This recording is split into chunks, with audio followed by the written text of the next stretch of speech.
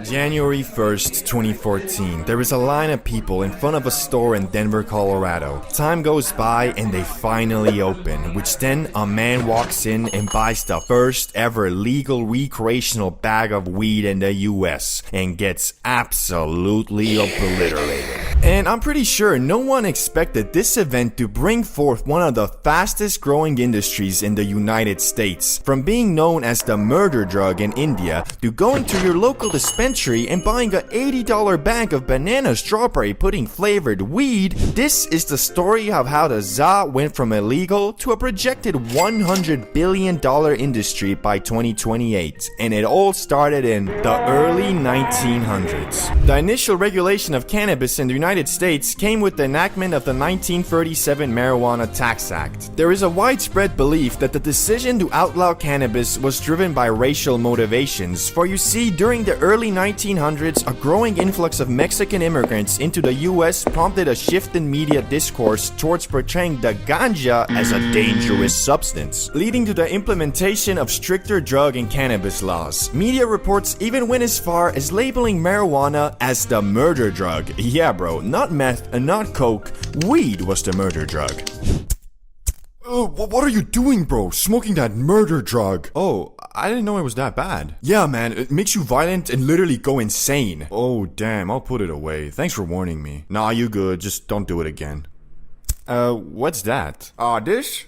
Don't worry, this is just crack. Also, during this time, newspapers frequently circulated assertions linking marijuana use to mental illness, promiscuity, and violent behavior. These claims significantly deterred recreational marijuana use among the majority of Americans, despite the substance not being widely recognized at the time. Which, my favorite of the bunch is definitely violent behavior. I just can't deny that every time I smoke a doozy at the end of my day, I get this sudden rage, and I just start fucking going apeshit.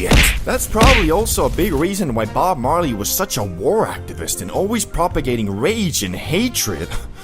Disclaimer, that was all sarcasm. Anyway, later on, John Ehrlichman, or whatever the fuck his name is, a senior advisor to Nixon, was quoted as saying, well, the quote is pretty long and boring, so I'll just summarize it. Pause the video if you want to see the full version. Did we know we were finessing the public about weed? See, of course, dog. But you gotta understand, bro. We did it for America. We got the public to associate hippies with weed and blacks with heroin. Then we criminalized the shit out of it and went full commando on them. We talking Rambo. We talking death to the chopper. Shit, we went full D-Day on them motherfuckers, man. We hit so many damn licks. Shit was kind of ridiculous. This quote was kind of the catalyst of the 1970 Controlled Substance Act, which was the consolidation of over 200 previous drug laws into a single statute governing the production and distribution of specific substances. Under the Controlled Substance Act, drugs were categorized into 5 schedules based on their potential for abuse and medical utility. This streamlined the process of drafting and amending laws to encompass entire groups of drugs rather than addressing each one individually. Schedule 1 drugs, the most rigorously regulated, were classified as having no recognized medical value, so obviously medical marijuana must have been like the lowest schedule, right? Wrong! Despite evidence indicating a lower risk of abuse and clear medical benefits, marijuana was still placed under Schedule 1. Research has demonstrated its effectiveness in treating conditions such as AIDS, cancer, epilepsy, and various other medical ailments. But I guess Congress was still like, it's not the Lord's loud.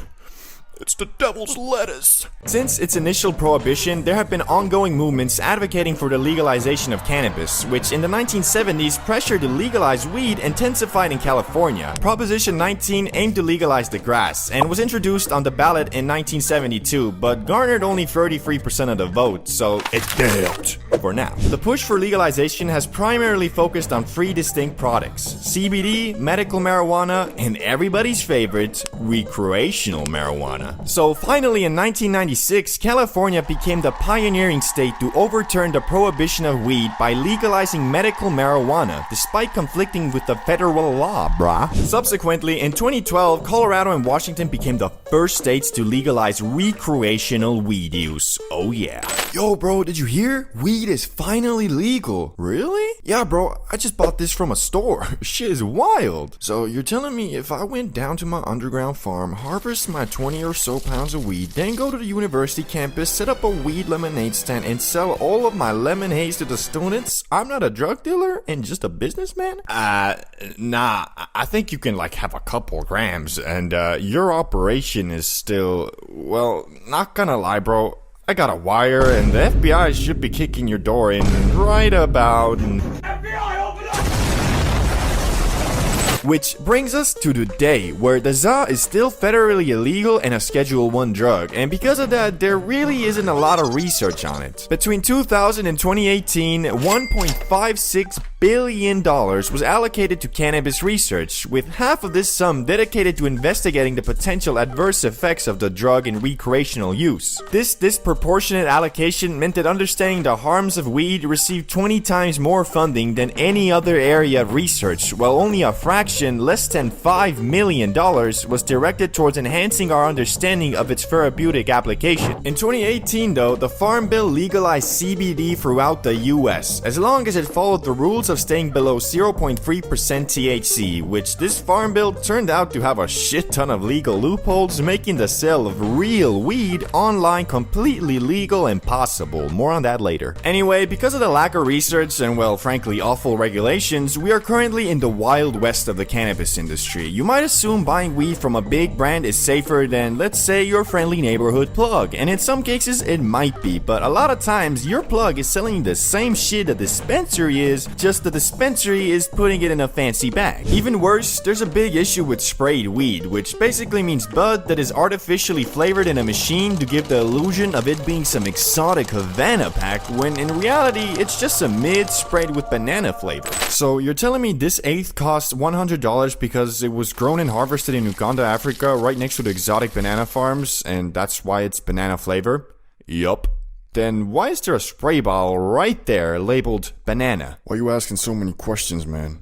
Are you a cop? What? No. Guys, get over here. We gotta kill this guy. But you can't fully blame the growers and dispensaries for this. The problem is the regulations and taxes that are put on these products are so hefty it makes turning a profit really hard. Basically, if your manufacturing cost isn't like at least 10 times less what you're selling it for, you're kinda screwed. There's also a multi-billion-dollar industry that spawned from the 2018 Farm Bill called the derivative industry. And if you don't know what derivatives are, they're basically weed, but sometimes altered chemically, like for example HHC, which is just THC but with an extra hydrogen molecule. The most insane derivative is THCA though, which is quite literally just weed, only in its normal state before you heat it, it isn't. It's only after when you light it that shit converts to regular old, get you smacked like a penguin THC, which, you know, unless your main method of getting high is sticking the nug up your ass. What I'm saying is, THCA is in every sense just THC when you are using it for the purpose of getting faded, which you probably are. But just because we are currently in the wild west of the weed industry, doesn't mean it's gonna be like this forever. More and more countries are legalizing and propelling weed further and further away from the dark shadow it used to be under. Germany is legalizing on April 1st, 2024, Spain has social cannabis clubs, the Netherlands just legalized, Canada legalized, etc. It seems every year that goes by, more and more countries are legalizing. And especially in the US, once they start getting solid tax laws and regulations on the stuff, I think a lot of the problems I mentioned earlier will fix themselves. Honestly, this is very cool, and I do believe you and me will live long enough to one day witness a generation who grow up with weed being looked at the same way as alcohol. The way I see it, as the old generation of politicians and world leaders fades, the stigma surrounding weed will too. You can even see glimpses of it today, as a lot of politicians are using legal weed as a way to get your vote, which, you know, don't let that be your main motivation for voting for someone, but you know, it's a bonus.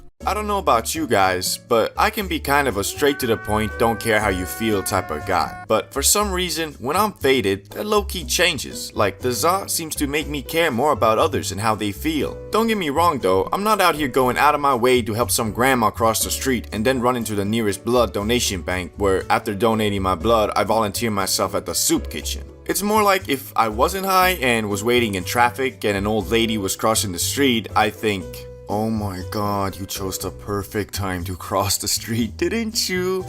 Now I have to sit here like an idiot. I got to do, woman. Move! Compared to if I was theoretically high. Look at that grandma crossing the street. I wonder where she's going. Probably to see her grandkids. Just just wonderful. So yeah, I guess the za makes me more inclined to other people's problems in life, whereas if I'm not faded, I seem to focus mostly on my own without taking into account others. But it's not that simple if we're trying to answer the question of, does being high make you a better person? Because another way to look at it is, it just makes you more lazy. Like the example of the grandma crossing the street. What if the difference in reaction is not that of me being just a great all-around guy, but the za just making me forget why I was in a rush in the first place? Being annoyed, stressed, nervous, etc., although not nice feelings, are symptoms of doing something out of your comfort zone, and doing something outside that zone is really the only way to get anywhere in life. Think about it. Do you know anyone who is actually successful in anything without frequently being stressed? You probably don't. Well, you might, but that dude is just probably some snobby rich kid who embezzles funds from their dad's yacht maintenance fund into their shitty little company they started with their friends that they only use to make it seem like it's them who's making money, when in reality all they're doing is taking funds from their rich parents and putting them into their pocket and telling everybody I worked for it, but hey, what do I know? Anyway, we've concluded that the za can make you a more understanding and better person, but it can also make you a lazy mofo who loses the ability to step outside their comfort zone. So, is it bad? Nah, I mean, not really. As we know, the key to everything in life is moderation. And if practiced correctly, it can help you with literally everything, not just the zaza. My point here is that there is a time and place for everything, so there is no real answer to if the zaza makes you a better person, because it all depends on the context of the situation. So if you're always faded and sit around and eat pizzas and watch the Shaolin Chronicles all day, but then say your philosophy is, bruh, I'm all about peace and love. I don't wanna be like you, stressing out all the time. I chase tranquility. Your argument is not valid to anyone who is trying to achieve something in life besides tranquility. But then again, it goes the other way around as well. So a 24/7 stressed out, always working, never resting dude would say something like, if you want to make it anywhere in life, you can never rest. You gotta outwork everyone, even if that means drinking 6 energy drinks a day, vaping 24/7 to stop the disease of feeling tired, and you gotta sleep a maximum of 4 hours a day to maximize your work time. And obviously, you gotta work out at least 3 hours a day to build that muscle. Like, bro, chill. You might be rich, but what does that matter if you die at 35? Obviously, these are two extremes, both at different far ends of the spectrum, and really, you should try to position yourself somewhere in the middle. There is a time and place for everything, especially for the green magic plant, because if you start frequently using it, it really does take your edge away, and if your goal for life isn't only tranquility, then that is definitely a bad thing. Then again, if you're an uber-focused person who finds it very hard to relax even when they should be, then the Zaza can definitely help you in that department and give you a well-deserved break. And dare I say, it can even make you a better person. Or at least make it seem like it to the people around you, cause in reality, you're the same guy, just on a different planet. For example, here are some everyday situations whilst high versus when you aren't. Number 1, someone asks you to do the laundry, but you're not high. Hey bro, can you please do the laundry? Okay, I will. Versus if you are high, hey bro, can you please do the shh? Of course I'll do the laundry. You did it last time, it's only fair. Second situation, you're stuck in traffic on a sunny day, whilst you're not high. How long is this shit gonna take? I should've just taken the second road. Versus when you are high, ooh, is that a new Porsche?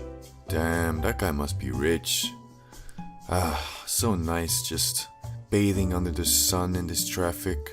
Oh shit, I gotta move. Number 3, you're in the cinema and you're high. This is awesome. Versus you're not high, this is lame. Okay, the last one didn't really add anything to the video. I just really like being high in the cinema. Anyway, I hope you learned something from this video and maybe achieved tranquility. Types of plugs you will encounter. This topic is very near and dear to my heart, because unfortunately to this day, I still have to rely on these guys for my Zaza. So you can imagine, after years of experience of buying from tens of different plugs, I'm quite certain I have dealt with every kind there is, from the most vicious, acting as gangsta as humanly possible thugs, to the high school dudes who just want to fund their Zaza addiction by selling it. And I think it's appropriate to start off with the type of plug I bought from my very first time. And he was titled A Friend Who Knows a Guy Who Knows a Guy Who Has That Exotic. This one isn't really officially a plug per se, but then again, I'm willing to bet this was how most people first encountered any type of Zaza seller. Every time when you and your friends discussed the grass and wanted to try it, he always said something like, "Yeah man, if you really want some, I got a few connects and they always sell that exotic." But in reality, dude's connects were usually his older brother or friend who actually knew someone. So for me, the times I did acquire the grass for this man, that shit was always some Reggie for real. And not just that, it always had a massive markup, cause who else can you sell oregano mixed mid-za for premium price than a bunch of stupid youngsters? But I can't fault the homie too much, cause back then, man, I swear, you could smell some grass and get faded, so everything seemed exotic, even if it was mostly herbs and spices bought at the discount aisle at Walmart. But even so, I ain't mad, cause that's the nature of business, I guess. If a dude is willing to buy your oregano pack for $30, then so be it. You gotta learn from it and move on. And so I did, and found myself a new plug, who was yeah bro, that's an eighth. It's just like super compact. You know, like a diamond. The dude who always shorts you. A plug like this never has any longevity, cause I mean, after being shorted 1 or 2 times max, however much you crave the za, usually your self-respect won't allow you to go back to man's like. So, you got the eighth? Yeah, of course dog, I'ma hook you up nicely this time. This some good shit. Nice. Show me the bag real quick though. Gotcha big dog. Here it is. Where is it? Oh, wait, hold up, my bad. You need this to see it. Okay. Do you see it now? It's like super compact, you know, like a diamond. Yeah, like a diamond, right? Yeah, okay, but I'm gonna have to skip this one. I don't really even want any za right now. Alright, bro, you're a loss. Get the fuck out of my car. You don't want no smoke, don't want no jazz. These the plugs who exclusively sell to stupid kids, cause anybody with any understanding of how 1 gram of za should look like would just tell him to F off and remove him on Snapchat. But this guy also abuses his status of the plug to provoke fear into dudes who don't yet know any better and think these guys are all freaking mafia level gangsters who, if you disagree with them, finna pull a Scarface and take out a M249 and start going bananas. But don't feel too bad if you've fallen for this scam before, cause I have too. In fact, I had a friend who was supposed to get 1 gram, but the plug gave him 0.1 and my man still bought it. Mostly cause he didn't even know how much a gram is supposed to look like, so he just trusted him. Anyway, next type on the list is the complete opposite, and one of my favorites, and he is the always faded plug. This guy could also be called the plug who only sells to fund his copious amount of Zaza consuming on a daily basis. And why he is one of my favorites is for multiple reasons. Firstly, because he is the king of getting high off his own supply, he always has a comment on the stuff you're getting. Secondly, because mans is faded 24/7, he don't really want any confrontation, so he'll probably never short you. In fact, sometimes out of the warmth of his heart, he'll throw some extra in there, depending if he likes you as a customer or not. And lastly, because he has evolved to a point where being high is his normal state, which don't ever get that far. It's not good for your health, and it can and will ruin your life no matter how much you hear Zaza isn't addictive. It can be if you take it too far. But anyway, because of the fact he cannot live without the magic ring plant in his system, in my experience, he has always had a 100% success rate to the text,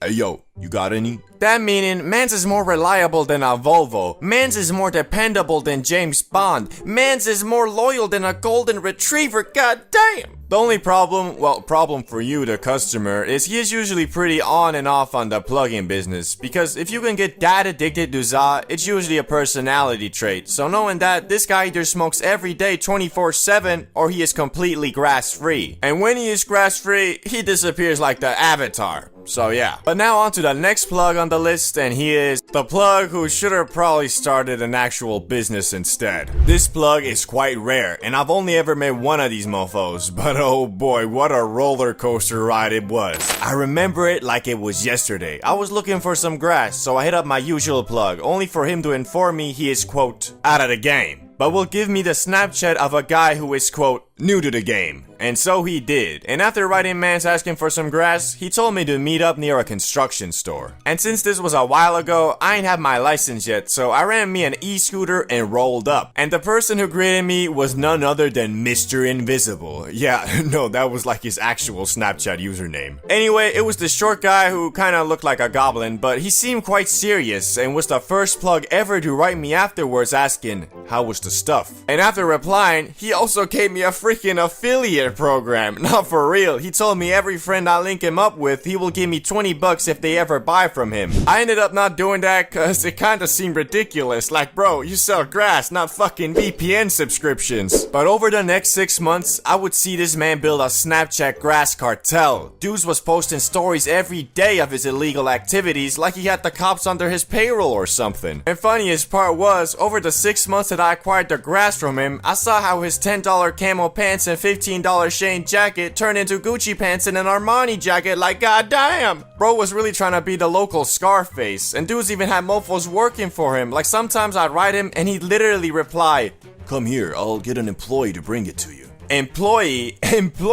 Bro was acting like he Mr. Krab, sending SpongeBob to secure the secret formula. But unfortunately, his plugging career ended in about 6 months, where he sent us off with a heartwarming goodbye on his Snapchat story reading, greetings, my beloved customers. I am informing you all that I will unfortunately no longer be your plug, as I am moving on. It was great while it lasted, and I wish you all the best. As for the Zaza, I mentioned 3 people in this story who will fill my shoes in this field. Stay cool. Peace out.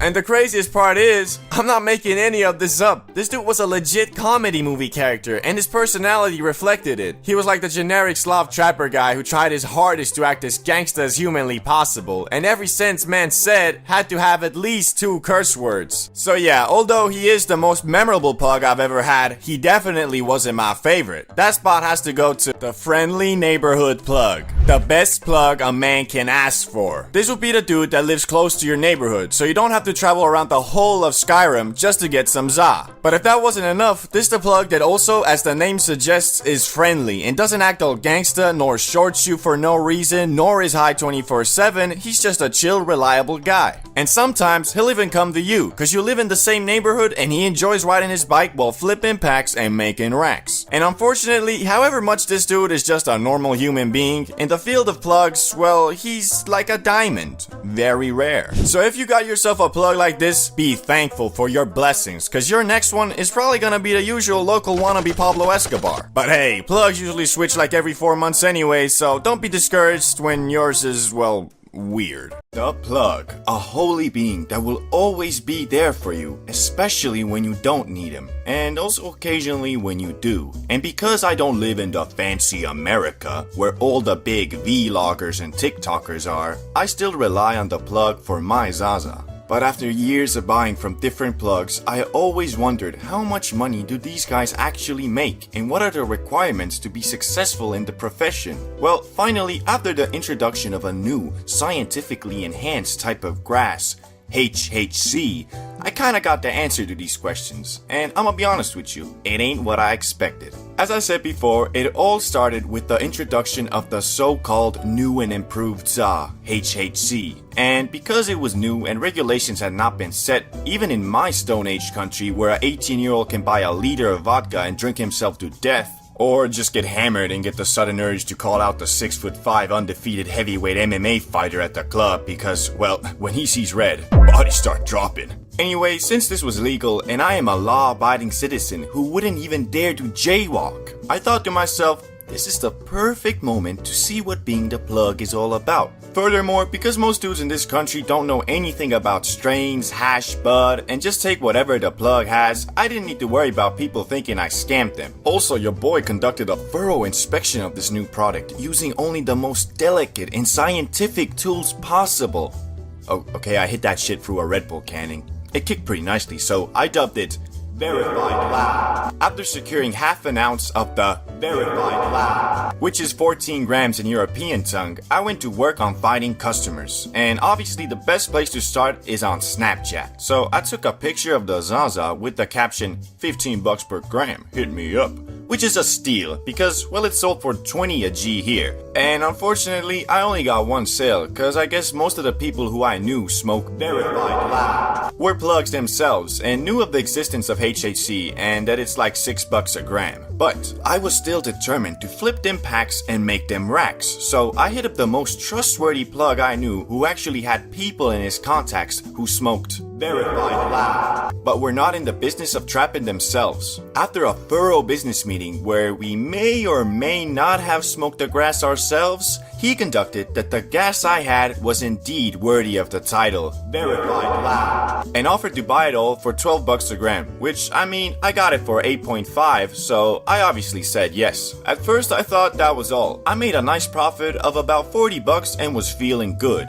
But after about 2 days, I got a message from the plug I conducted business with reading, "Bro, that shit sold out quick. Can you order more? I think I can actually sell this stuff for 25 a G, cause people want the same stuff real bad." Now, I think you are currently pondering two questions. Why didn't he just order more himself? And how the hell did these dudes not know it was HHC? Well, the reason he didn't order more himself is quite simple. He is a full-time OG plug, so dudes does not have a bank account to order stuff. And to answer the second question, I truly don't know. I couldn't really believe it myself, but I guess most stoners really don't give a fuck about news and staying up to date with it. In the words of the great plug himself, these dudes just wanna get as up as possible. They don't know nothing about no THC, HHC, CBD, BBC, NBA, MMA, nothing. Anyway, it all sounds great, right? Everybody loves the verified loud and are willing to pay premium for it. Plus, it's all technically legal and I don't even need to sell it myself. Well, it would have been, but there were two problems that made it a bit more sketch.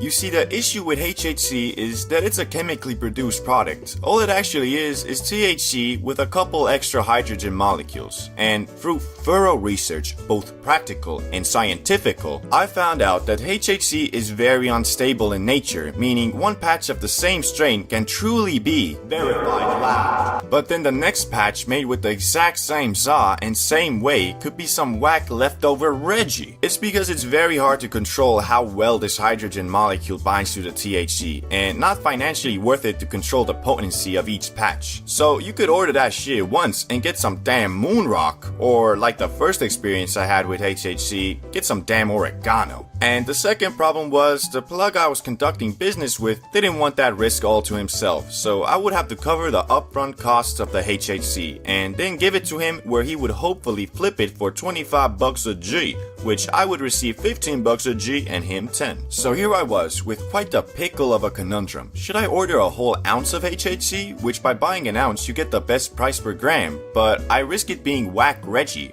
Or should I just order a fourth, therefore lowering the risk of getting whack product, but also lowering the profit margins? And the conclusion I arrived at was the best of both worlds. I ordered half an ounce just like before. After receiving the good, I gave half of it to the trustworthy OG plug and waited for that passive income to roll in. But unfortunately, it was as I feared. The stuff I got this time was still good and solid, but it just wasn't the verified loud I received before. So the OG plug was having trouble marketing it as premium za and lowered the price to the industry standard 20 bucks a G. But unfortunately, dudes were catching on as well, and some of them refused to buy the za cause they could just order it online. Like, yeah, you can, but wouldn't you rather buy from your friendly neighborhood plug? I guess not, cause after a couple days, the OG plug sent me another message. Yo, this stuff ain't moving like before, and people catching on about the origins. I have half of the stuff left. If you want, I'll buy it out for 10 bucks a G, or just return it to you. Which I hesitantly chose the first option, so I had him just buy it out. Yet there was still the issue of the 7 Gs or so I had left, which I initially planned on flipping, but was unfortunately unable to, cause mofos knew I got that shit for pennies compared to the asking price. So I did as all plugs would do and dubbed the leftover HHC as my personal stash,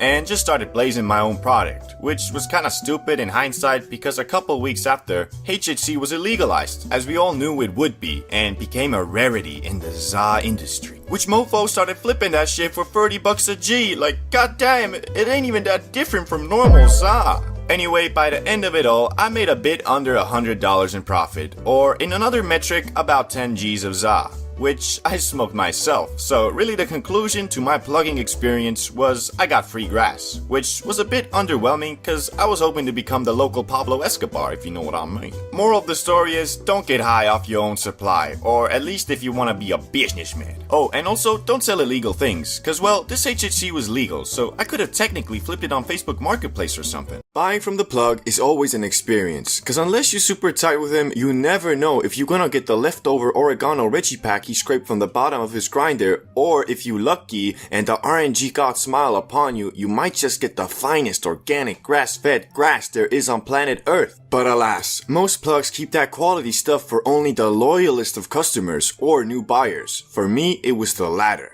It begins with me and the main homie Salamander. We had just gotten home from school on a Friday and had scraped our money together for a night of hitting the Spliffington and playing video games. Now, usually it was Salamander who secured the bag, cause I didn't really have too many connects. Unfortunately, this time he was unable to find the holy saw from his usual catalog of plugs. But we didn't let that discourage us, cause we knew if there is a will, there is a way. So both me and Salamander started hitting up everybody we knew who dabbled with the powers of the green plant, and it wasn't looking too good. Altogether, we wrote about 10 people, half of which just ignored us, and the other half just said they were out. So, as we sat there on the couch, hope dwindling, sadness emerging, and worst of all, no Zaza approaching, we were about to call it a day, when one of the dudes who had initially ignored us sent out a beacon of light. Yeah, I know a guy. He just started plugging, so I can't vouch for the quality, but he definitely got some. Now, if you've ever been in a situation like this, you know it is one of the best feelings in the world when you've almost given up, but in the last second, you get that holy text of, yeah, how much? But even though we were pretty stoked, we were also a little bit wary, because this $20 we had saved up was the equivalent of 20 million in today's money, and because this guy was new and no info was given on the quality, we were scared of getting a bag of oregano. And I mean, at the time, we both thought all plugs are grueling gangsters ready to kill you on sight if you so much as make the wrong sound. So if it really was a bag of oregano, there was nothing we could do about it. Anyway, the time comes for us to meet up with this mysterious plug, and the instructions he gave us were to come to this rundown gas station's loading area in the back at 8 p.m. sharp. So we did. As we were standing there at 7:58 p.m., we could only imagine what vicious, heinous, devious killer would come to greet us.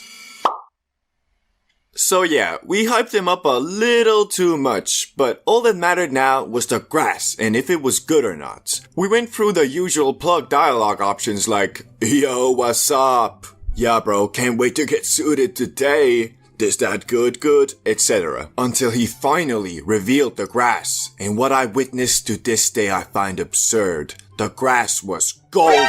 NANI? Not in like shiny gold, but it was this yellowish color with green accents. Beautiful. And the smell. Bro opened that bag up for us to sniff, but it was not necessary, as the smallest opening in that Ziploc baggie consumed the entire area with the finest fragrance imaginable. Oh, okay, well, finest is the wrong word probably. The shit smelled like cat piss, but that's a good thing with Zaza. So we gave up our $20 with no hesitation and returned to Salamander's place with this golden grass of the gods. Now, usually we would just roll up a spliff and consume the za like that, but as this seemed to be legendary material and we didn't want to waste even a single microgram, we made a makeshift can that would allow us to ration this gram to the maximum. So now it was time to hit the za, and it went something like this. Are you ready? Shit, you know it. Here goes nothing.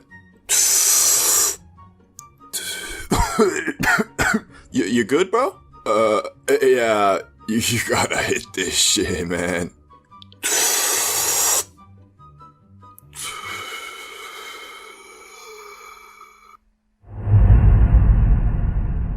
Hey, you good?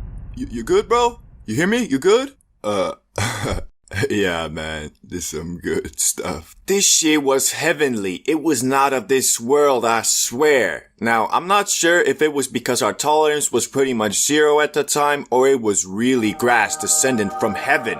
Probably a mix of both. But one thing I do know, that was the highest I had ever been up until that point. And well, as we know, when you were really high, you don't remember much the night after. So unfortunately, I don't know exactly what we talked about or what we did, but I do remember that we caught a major case of the Joker's laughing gas cause we found everything hilarious. We were so goddamn high, it took us a solid 20 minutes to navigate the PS4 menu to launch our game of Call of Duty. And when we did launch it, we were cognitively impaired. Felt like the controller was inverted or some shit. But safe to say, that Friday night we were truly blessed by the plug. And we went on to exclusively buy from that guy until he stopped plugging 1 month later. But he will always hold a special place in my heart as the plug of plugs. Running out of za. Man, I swear, this phenomenon is always so unexpected. Like, I don't know why, but for some reason, however long I plan ahead and try to time my grass running out, it always comes kicking in like the damn Kool-Aid man. I'll be out here the night before looking at the bottom of my grinder like,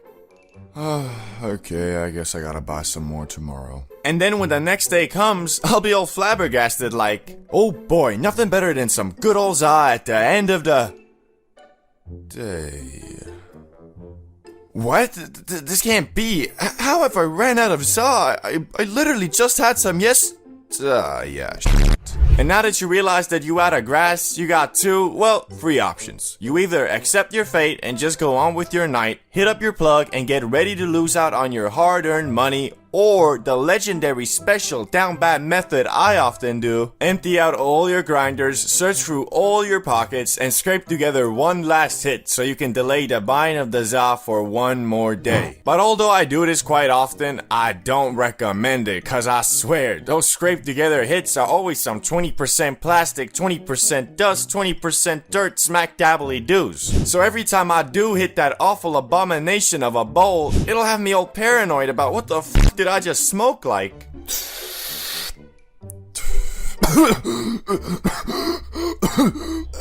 Man, why that smell like burning plastic? Why am I not even high?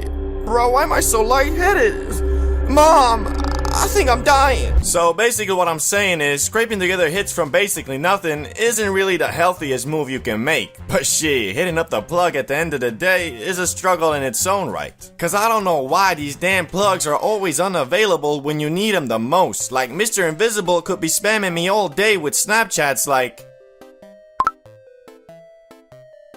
but then later, when your hitman's up asking for some za, he disappears like the Avatar. Doesn't even open your messages. These plugs really don't care about us for real, man. Speaking of which, that reminds me of this one time when we ran out and had to travel through the whole of the ghetto version of Narnia just to get some za. It was just a normal day, well, night, where me, Salamander, and Ricky had planned to smoke some grass and just chill. And of course, Salamander, being the ultra-reliable photographic memory dude he is, informed us that he def has enough grass for us all to enjoy at his place. So me and Ricky pull up, excited as you can be, only to arrive at the house and be informed, yo, what's good? Are you ready to get absolutely schmacked? She, of course, Phil, but what? Yeah, I just checked my room and, well, it turns out I don't have any grass. What do you mean, you have no grass? You said you had a ton, bro. Yeah, I mean I did, but I kinda smoked it all. Man, what the... Why you gotta do us like that, bro? You got us all hyped for this, and now we're here in your mansion and you're telling us there's no grass? Like bro, I'm finna cry for real, man. Yeah, bro, you're right, I'm sorry, I messed up. But don't worry, I already hit up Jimmy the plug god. We can drive there now. Okay, sure, let's go. So we go into Salamander's parents' car, which was sleek AF, and quite literally went to the bad part of town with it, feeling like some mafia bosses, for real. But once we arrived at Jimmy the Plug God's house, he was nowhere to be seen, and well, turns out, dude hadn't even texted Salamander back. He just had us come here in hopes that the time we arrived, he would. As we were sitting in the car, waiting for a good 15 minutes at that point, Salamander tells us the dude probably isn't gonna respond, but he already wrote another plug and he def gonna hook us up. So we drive to a new place where this time the plug was actually waiting for us, so we hopped out the car and walked towards him. Yo, what's good, bruh? Yo, what's up? So, do you got that Zaza? Of course, yeah. Here it is. Bro, is that 2 G's like I asked? Yeah, it's just compact, you know, like a dime. Bro, fuck off. If that's 2 G's, then prove it. What are you waiting for? Put it on the scale. Nah, bro, I don't sell to people who don't trust me. Disrespectful AF. Nah, bruh, disrespectful is trying to show the long-term customer in his hour of need. Keep your diamond to yourself, big dog. We outta here. Yeah, whatever. See. As our hopes were dwindling, we were in Salamander's car about to call it quits when the only plug that was exclusive to me and nobody else knew of finally responded to my message saying to meet up and that he got the za. So we go to yet another location in hopes that finally we would get our now well-deserved bag of grass. And once we arrived at the meetup spot, which was a pizza restaurant by the way, we parked the car and text Mr. Invisible that we're outside waiting for him. A good 10 minutes goes by with no response, so the overall mood is starting to get pretty gloomy, as we quite literally have just driven around for hours trying to secure just a smidgen of za. And although we were truly experiencing a Gen Z 21st century Great Depression, we were saved with the text. Oh, he responded! Oh, snap! What'd he say, bro? He said, yeah, coming out now. Nice. And this time, he actually did. Dudes came out with an apron, chef's hat, and the long-awaited bag. So we went there, and thankfully, it was actually 2 G's, not a diamond. And man, I ain't never been so glad for just a smidgen of za in my life, but can you blame me? I mean, this was a full-on journey, and although the time was like 11 p.m. at this point, we weren't too discouraged as we thought, screw it, let's pull an all-nighter, baby. So finally, after hours of waiting, and talking to incompetent plugs, we arrived back at the mansion and did what we came there to do. Smoke a shit ton of grass, eat an unholy amount of munch, and wake up the next day feeling more hazy than a foggy morning. Which the highlight of the night was definitely when Salamander said he was gonna bake some magic cookies, but since we were already f***ed AF, dudes left them in the oven for like 3 hours. And then finally, when we had that oh shit, the cookies moment, we went there and found them completely burnt. But, you know, we still ate them and, well, they kinda worked, I think. I don't know. We were so blasted, we probably could've eaten some damn Oreos and thought ourselves more high because of it. So, all in all, running out of za is, for some reason, always so unexpected. But I've learned to enjoy the journey as much as the destination. And although, at the time, driving around searching for grass was annoying AF, looking back at it, it was actually pretty fun. And the night was definitely Sin, the all-new and improved nicotine device. You see, unlike before with vape companies who sold you a product that was near perfect, Sins are perfect. I mean, just look at Tucker Carlson, who interviewed Putin while going double upper decky, triple lower decky the entire time, and you didn't even notice. Перестаньте виставлять на показ зин, передайте мне 2, чтобы я мог как минимум удвоить верхнюю палубу. But besides that largely unconfirmed dialogue, I mean it when I say Sins are the future of nicotine addiction. And unlike you Americans who might just be hearing about the Zin, me, a veteran snus stuffing European, will tell you that this is merely the tip of the iceberg. Because when an American first tries Sin, it usually plays out like this. So I just put it under my gum? Yeah, that's called going upper decky, bro. Alright, if you say so. Okay, so what am I supposed to, what's this? This is the buzz? I'm a bit... I gotta sit down. Yeah, bro, you just went to Upper Decky Capital. You're gonna be buzzing like a bee. But to me and every other Northern European, the Sin seems like a product that should be sold at the baby aisle at Target. And no, that is in no way to brag. I am ashamed and quite literally making this video to warn you guys. Because all of this pouch stuff seems to be new, so you might not even know about the 5 levels of Sin addiction that will be waiting for you once you get to level 1. It's called Sin, bro. It's not even that bad. You have been introduced to Sin, and hopefully you declined, but most likely you didn't, and now you're experiencing a buzz unlike you've never had before. Since it's your first Sin, this will be what you'll set as a baseline for your addiction in the future, because as we know, the first high is always the craziest. But with Sin, the guy who gave you it is probably already muttering something about, yeah bro, it's like the perfect nicotine delivery system. You know, Nick increases your testosterone and boosts your focus, and you know, sin isn't even that harmful for you, bro. And well, you just made your first mistake by actively opening the floodgates for these words to penetrate your ear hole and reach the cool part of your brain, which is now telling you, bro, it's not right-wing propaganda, sins are the future, and you know, it's not even that bad for you, man. Which, unfortunately, now, bro, you're moving on to level 2. I'm responsible. I'll take the 3 milligram one, please. Thank you. Free MG? Shit, bro. My first time was a 35 MG, motherfucker. So, you have your own sin and feel inclined to make it an integral part of your personality. So, whenever someone asks, hey, yo, what's that? You will happily give the factory preset AI-generated voice line of, bro, you haven't heard? This is sin. It's like the future, bro. You wanna try one? And congratulations, you are now actively participating in the new Juul pandemic and doing exactly what they want you to do. Not just get addicted, get everybody else too. Only problem is, you are slowly starting to realize that going double upper decky, triple lower decky isn't really doing it for you anymore. And there's only so much room in your gums, so now you move on to level 3. I'll take the 6mg one, please, thank you. Welcome to the pinnacle of sin, a true sinhead, a maestro at the upper and lower decky. You must now continue to spread the word of sin, all while slowly realizing your gums are kind of coarse and that every day you go to sleep, your main motivation for the coming morning seems to be, oh, can't wait to get that first sin lit, baby. Which, once you make it here, you can confidently call yourself a sinhead and find yourself popping them every chance you get. I mean, you wake up, sin, eat breakfast, sin, go to school or work, sin. Sinning has really taken over your life, man. God damn. But regardless, everybody cool is sinning, so it's okay. It's the future, right? Well, here's where you might do a bit more research into the topic and realize nicotine pouches have been around for decades, and that in places like Russia and Sweden, dudes have literally died from sinning, or well, Siberia Pablo extra stronging too hard. Cause you see, 6mg is actually like really light. I mean, in Estonia, the most commonly used product is 35mg. Yeah, almost 12 times stronger than the base model Zyn. So you either realize you're on a fucking slippery slope crafted and marketed by big tobacco and stop, or you keep going and find yourself on level 4.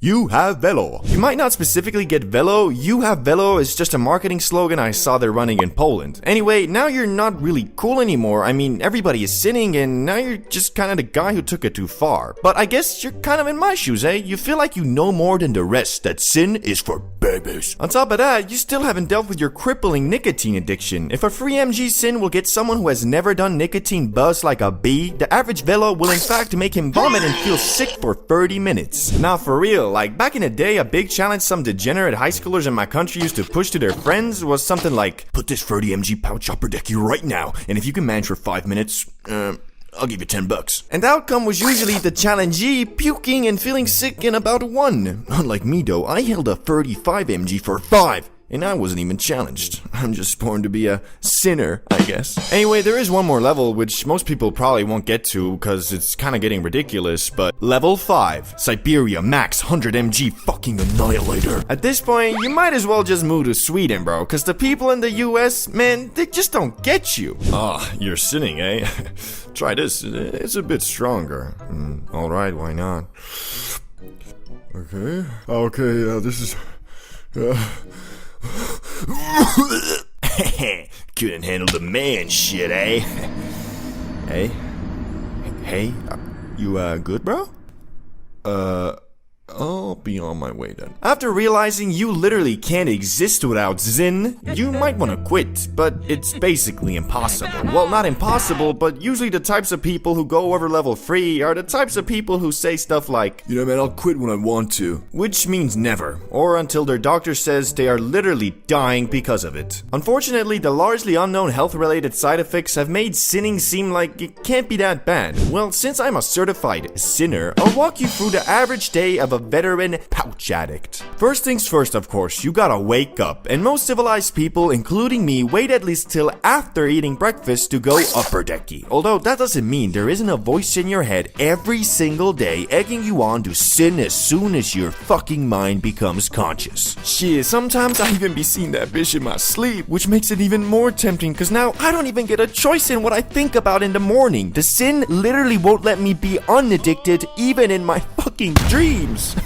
Talk about free advertising, goddamn. Anyway, once you sin in the morning, your first lit is usually a non-productive one, so you kinda just scroll your phone and chill on the couch. I like to look at the first sin as my only entertainment pouch for the day, and the rest are just kinda there to help me focus and get my shit done. Also, after multiple upper deckies and lower deckies, your decky gets more and more coarse, and the sin less sinny, and at some point you get really tired and realize, oh shit, I gotta eat too, because you can't hold back your hunger with sin forever. Cause eventually, your body will be like, I don't know if you've noticed, bro, but we're kind of dying here. And so you get a solid belly full, but not because you were hungry, more like you wanted to go double upper decky, but you knew it would just make you sick with an empty stomach. But sometimes, you see, you feel bad about your sin addiction, so you Google if you should stop and systematically ignore all the cons and just end up focusing on, it's not that bad, bro. For me, what always brings me back is the focusing and relaxation properties of the Zin. When I'm off the stuff, I feel like I need to rest more, and for example, when I broke my back, I didn't sin for like a month cause I was just resting. Now that I'm back at full swing though, every time when my body says, yo bro, let's take a break, I'm like, break, yes of course. You mean double upper decky? No, what I mean, you wanna go crazy tonight. Double upper decky, triple lower decky, shall we? And so I pop it and continue on with whatever the fuck I'm doing. I guess what I'm trying to say is though that sins are bad, like really bad, but not so much because of the health implications. Well, they might be, we just don't know yet. Anyway, once you get into the habit of equating sinning with productivity like I have, it's very, very hard to quit. Because the grind never stops. But does that mean the sin never stops? No, I can't. Yeah, just don't ever do it, bro. You'll be so much better off. And in like 3 years, when everyone realizes that this is just Joule 2.0, you can proudly say, I didn't fall for it. Substance addiction is a very scary thing. Well, it depends. A dude who's addicted to ashwagandha ain't gonna be on the same level of desperation as a motherfucking crackhead, but nevertheless, both them dudes still addicted. Only difference is one is willing to lie, rob, manipulate, and destroy all his relationships just to get one more smack of that sweet crack. Anyway, since this seems to be a trendy topic right now, we are going to be ranking every substance from S to F based on many factors like addictiveness, how hard it is to quit, how much it affects your life negatively, etc. With F being the hardest to quit and most harmful for you, and S being just a mild addiction. And all of this will of course be presented to you in a family-friendly, comedic, entertaining, and scientific way. So YouTube, please, I'm just a funny stick man. So let's start it off with what your boy might be addicted to just a teeny tiny bit, and that's of course weed. Some people might say you can't get addicted to weed, and to those I say, bro, you dumb as shit. Okay, not to be mean, but that statement is just false, because as humans, we can get addicted to anything and everything. Even shit like a cool breeze on a hot summer's day could get you addicted, because that shit feels nice, bro. What I'm trying to say is that even though getting physically addicted to the Zaza is quite hard, getting mentally addicted is easier than watching a 10-minute YouTube video. Well, if you're Gen Alpha, this doesn't apply to you with your skibbity toilets and stuff, but you get what I mean. It's all about habit and relieving stress, and even if you smoke up once a day at the end of your day when you got all your shit done and it's time to relax, you still mentally addicted by equating relaxation with smoking the Lord's loud. But overall, if I'm being a $125.5 with you, this isn't too bad, because when you're at this level, you won't start tweaking if you don't have any weed. You just prefer it if you did. But if you do smoke up 24/7, it's a bit different, because your body will start relying on the za to get you through your day. Although honestly, it's kind of hard to get to that point, because if you're anything like me, after a day or two of smoking weed and doing nothing productive, your mind will tell you, oh boy, time to get faded and play V Rising all day again. Bro, what the fuck is you doing? You really finna wake and bake again? You're broke, and you look like a damn bum. Man, I swear, you wake and bake today too, and I'ma start giving you mad anxiety, bruh. Oh, okay, fine. I'll be a functioning human today. Total busk. So all in all, weed gets a B rating because of its mostly non-addictive nature and relative ease in which it is to quit for most people. Very much unlike fentanyl. Not much to say here. Smoke once, you dead, bro. Don't have to worry about quitting, cause, well, you're dead. Oh, but if you do survive, your brain has now been chemically altered forever, so now all you want is the stuff. So if not instantly, you're dead in a week or two tops. Although I think some people have managed to quit, they'll probably just never be the same again. So complete F tier. Nah, actually actually fucking set tier. Don't even think about it, bro. Crack. Now, before I researched into fentanyl, I thought this was like the pinnacle of addiction. I guess not, cause I saw this clip of some dude talking about how veteran crackheads who have been alive for decades and still smoking that shit be dead instantly after taking a sniff of fentanyl. But even so, crack is F tier, cause just like fentanyl, it alters the chemistry of your brain, and now the pursuit of happiness turns into the pursuit of crack. Again, don't even think about it, bruh. Now let's tune back from the hardcore stuff in hopes that this video is still staying monetized, which seems more like a fantasy right now, but anyway. Caffeine, the wonder drug, a widely accepted and extensively researched substance that works by stimulating your body and increasing the activity in your brain and nervous system. Just drink too much of it and it'll have the exact opposite effect, leaving you super anxious and unable to work properly. Also, it is somewhat addictive, although quite controllable, but if you do drink the same amount of coffee or shotgun a Red Bull every day, pretty soon you'll discover that the Red Bull isn't really getting you going anymore. So now you need another, so you either get another, or you realize that this is a slippery slope and not drink that Red Bull for a day or two and your tolerance goes back to normal. I found the best way to manage your caffeine addiction is to only consume it when you feel like you're gonna need it for the day. What I mean by that is if you, let's say, work from Monday to Friday, then drink a coffee or two those days, but refrain from consuming caffeine on the weekends. That should give your mind and body enough time to reset your dependency without it even being that hard. There's also a bunch of research showing that 1 or 2 cups of coffee are actually good for you and can lower the likelihood of type 2 diabetes, heart disease, liver and endometrial cancers, Parkinson's disease, and depression. So yeah, bro, I mean, with the other shit on this list, I think it would be silly for me not to throw it at S tier. But do keep in mind, moderation is always key to what you consume, how you plan your time, how you live your life,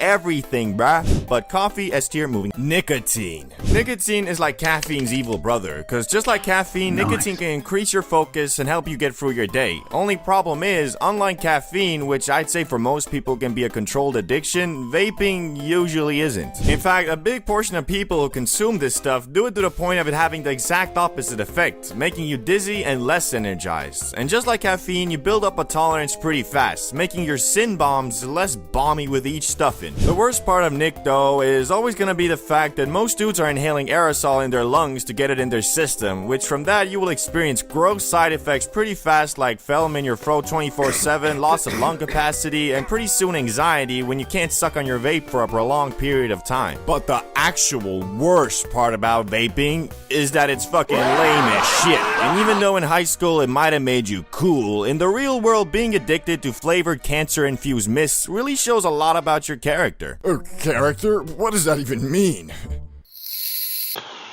It means that if you're like really addicted to the point of vaping every day all the time with no plans on quitting, it indicates that you're a mentally weak person, because at that point you sound like a ghoul from Fallout, run out of breath from walking up a flight of stairs, and you're constantly spitting shit from your mouth, aka you've turned into a gremlin, aka you're gonna be treated like a gremlin by people who aren't gremlins. If this is only something I've noticed, then so be it, but if I'm gonna keep it a $1.50 with you, every single person I know who is heavily addicted to nicotine is not a very productive / successful person. But hey, that might just be me and my personal experience. So make sure to comment down below if you've noticed something similar or I'm just talking out my ass. We're gonna throw nicotine at E tier just cause, well, crack is on F tier and, well, it's not that bad. Now though, moving on to a more psychedelic world. Mushrooms. I'm not talking about culinary mushrooms or even the ones Mario uses to grow bigger. I'm talking about the mushroom Luigi collects and saves at the beginning levels for when after the game is over to get on Rainbow Road, if you know what I'm saying. Psychedelics overall are not super addictive though, cause if you've ever been on a trip from these things, you know that shit is exhausting as shit. I mean, for real, after my heroic journey, I felt like my brain had gone through a month's worth of thoughts in one 5-hour session, leaving me completely mentally drained. But that doesn't mean mushrooms aren't addictive at all, because although not physically addictive, just like weed, mushrooms can be mentally addictive, cause when you're tripping, you feel like you're in this secret dimension of being, which gives you a sense of belonging and makes you feel special. And that feeling can be addictive, especially if you're not very happy with your current situation in your normal life. They can be used as an escape, kinda like Alice in Wonderland, but unlike more natural escapes like TV shows, shows, video games, and movies, mushrooms leave your brain drained and confused. That's also the reason why if you go to a smart shop in Amsterdam, they always tell you to take at least a 4 to 5 day break in between mushroom trips. Firstly, because of the aforementioned mentally draining effect they have, but also because your body builds up a tolerance extremely fast to psilocybin, the chemical found in magic mushrooms. And if you bang multiple trips in a row, the effect will be much lighter, but also because of that, it'll feel less draining and therefore make it possible to take this stuff daily. And if you do, you can get a bit disassociated from your normal existence and therefore build up a bit of an addiction to mushroom land.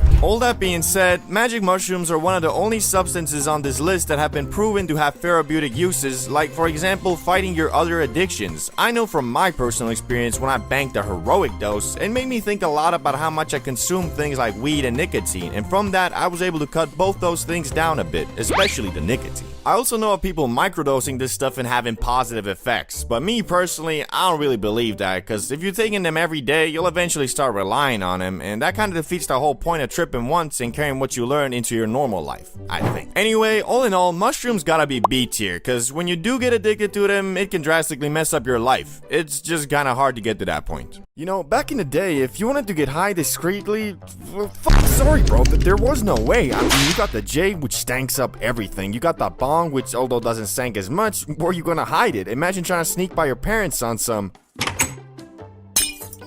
What you doing dropping shit at a time like this, boy? Downstairs, I came for, I came down, I wanted a glass of water, yeah. Boy, you must be neurologically disabled if you think that'll excuse you from breaking some dusty-ass dollar store piece and spilling bong water all over my goddamn living room. No, it's... Here, take a smack of this shit. It'll get you proper, boy. Well, that sounds like a pretty fun... Anyway, point is, you're not gonna be hiding that shit for long. Only real option you had was the pipe. But bro, at that point, you sacrificing everything you got for one high. Like, I swear, the pipe is the last way anybody in their right mind wants to get faded. Every time I hit it, it's like my lungs and throat revert back to factory settings. Like I ain't never inhaled anything besides O2 before.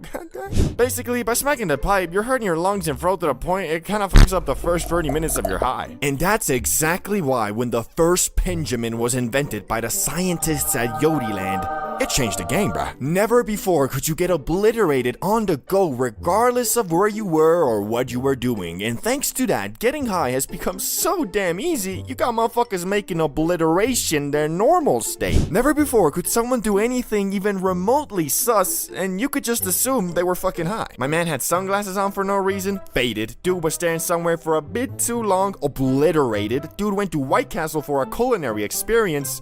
Well, that motherfucker's just weird. Goddamn cafeteria food. And you can forget about gas stations and fast food places. I mean, at this point, it's like damn near mandatory to be blasted on the job. And I got nothing against that, just since 90% of the time I find myself at 7-Eleven, I'm fried too, and the motherfucker that's supposed to be helping me is trying to scan my items with his damn iPhone. Nah, but for real, the pace that these fried motherfuckers work at is fine when your brain is running at the same low frequency, but if you're in a rush, it'll take damn near every ounce of mental strength you got to stop yourself from forcing a damn self-checkout. Would you like a bag with that, sir? Fuck no, here's the money, just give me my shit. But don't get me wrong, I got nothing against a good old Benjamin. There really ain't a better on-the-go, fast and easy way to get faded. Unfortunately, I didn't go to college and kinda cheated my way through high school too, so the 15 or so brain cells I was able to develop that keep me from losing and forgetting shit turned into, well, basically zero. And for that reason, I've already lost 2 of them. One of them slipped out my pocket while I was at the movies, and I'm pretty sure some teenagers stole it, cause after the film, when I was looking for it with my flashlight and shit, these motherfuckers were giggling in the back, looking at me like I was a damn circus clown. Coupled with the fact I was fried as fuck, I was fighting my tears, dog. I just got robbed by some damn teens, and I can't even do shit, cause it was illegal to even bring it in there. Second one I lost in a very similar manner. As I was getting out my Uber going back home, my sweatpants did me dirty and flinged that fucker out as I was standing up. Took me 2 minutes to realize, and when I did, my Uber driver was probably already hitting that shit, cause when I called him back to ask for it, he said, Let me check. It seems that you only left me a $1 tip. Sorry, I couldn't find it. And that one hurt the most because that was the first pen I ever had and the one I used for my first Benjamin adventure, which my first time was, well, by far the highest I have ever been in my life. I'm talking freaky, I'm talking third person. Shit, it was the first time in years I truly greened the fuck out. For you see, normal weed or bud is just that, normal. So the strength of it is confined in the realms of reality, unless you know it, it's moon rock. Anyway, the biggest difference between smacking a pen versus, let's say, a J is that the pen doesn't have normal bud in it. It has concentrate, which if you're unaware like I was, is about 10 to 20 times stronger than bud. Knowing that, the best way to get faded off the pen is by just taking small rips to avoid getting sent into the goddamn shadow realm. For example, the YouTuber Damien Luck 925 is very well known for taking multiple blinkers, which is the biggest hit you can take, outside in social situations, most notably in random classrooms, like it's nothing. So me being at my USA Airbnb alone in the confines of my living room, thought to myself, okay, so it looks like the basic hit I should do at least is one blinker, but probably more. Yet what was waiting for me on the other side of Blinker City was something I was not prepared for. Something unholy. The voices. I'll never forget the horrible things they were whispering. They made me almost delete my YouTube channel. Anyway, it started with me ordering a 1 gram pen off of Weed Amazon, and it arrived the very next day in a beat up Cadillac with a delivery man who, from the looks of it, tests out every product he delivers just, you know, to make sure the quality is there. Yo, bro, you're here for the weed, right? You got the cash? Yeah, I ordered through your website though. It should be paid for already. Yeah, I forgot I'd take online orders now too. Anyway, here's the stuff, bro. I trust you. Hey, thanks, bro. Have a good one. You too, man.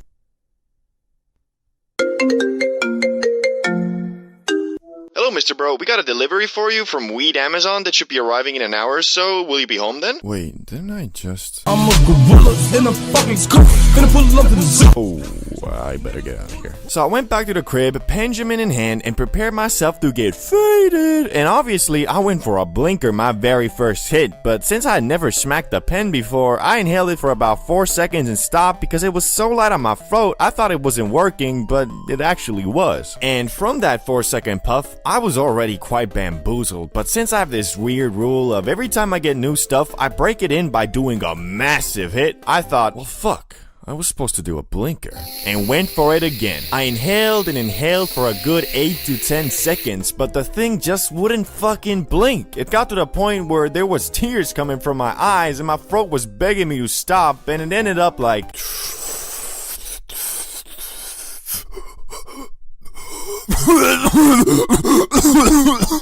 I had made a grave mistake. I was so fucking high, I felt my soul leave my body. I was so high, I forgot I was even high. But it was just the beginning, cause over the next 10 minutes, I just kept on getting more faded, and the demons in my head kept on getting louder and louder. But if you know me, I kinda refused to green out, so I just kept on doing random shit like reading the ingredients list off my bag of M&Ms, reading the comments on my videos. Change that dark blue. Do things has changed career. Imagine being another YouTuber. Kill yourself. Was not doing good. I was keeping a strong facade, but inside there was a war going on. I was feeling like Naruto with the 9 tails, only instead of an all-powerful destructive force talking to me, I was just really fucking high. Anyway, so yeah, I was grading out, which hadn't happened to me in years, and I concluded that because the voice of reason was completely being outspoken by the voice of tweaking. The good news is though, the hype from the Benjamin doesn't last too long, and in about 1 to 2 hours, I had started coming down, but at that point, I was already crawled up in my bed, scrolling endlessly on my phone, until I finally reached a state where I felt good enough to come out of emergency mode and order some food and ate myself into a food coma. So I learned, well, firstly, that motherfucker Fulcrum is actually insane, or his tolerance is just something else, bro, and that the Benjamin is best enjoyed in puffs of 3 to 5 seconds and not blinkers.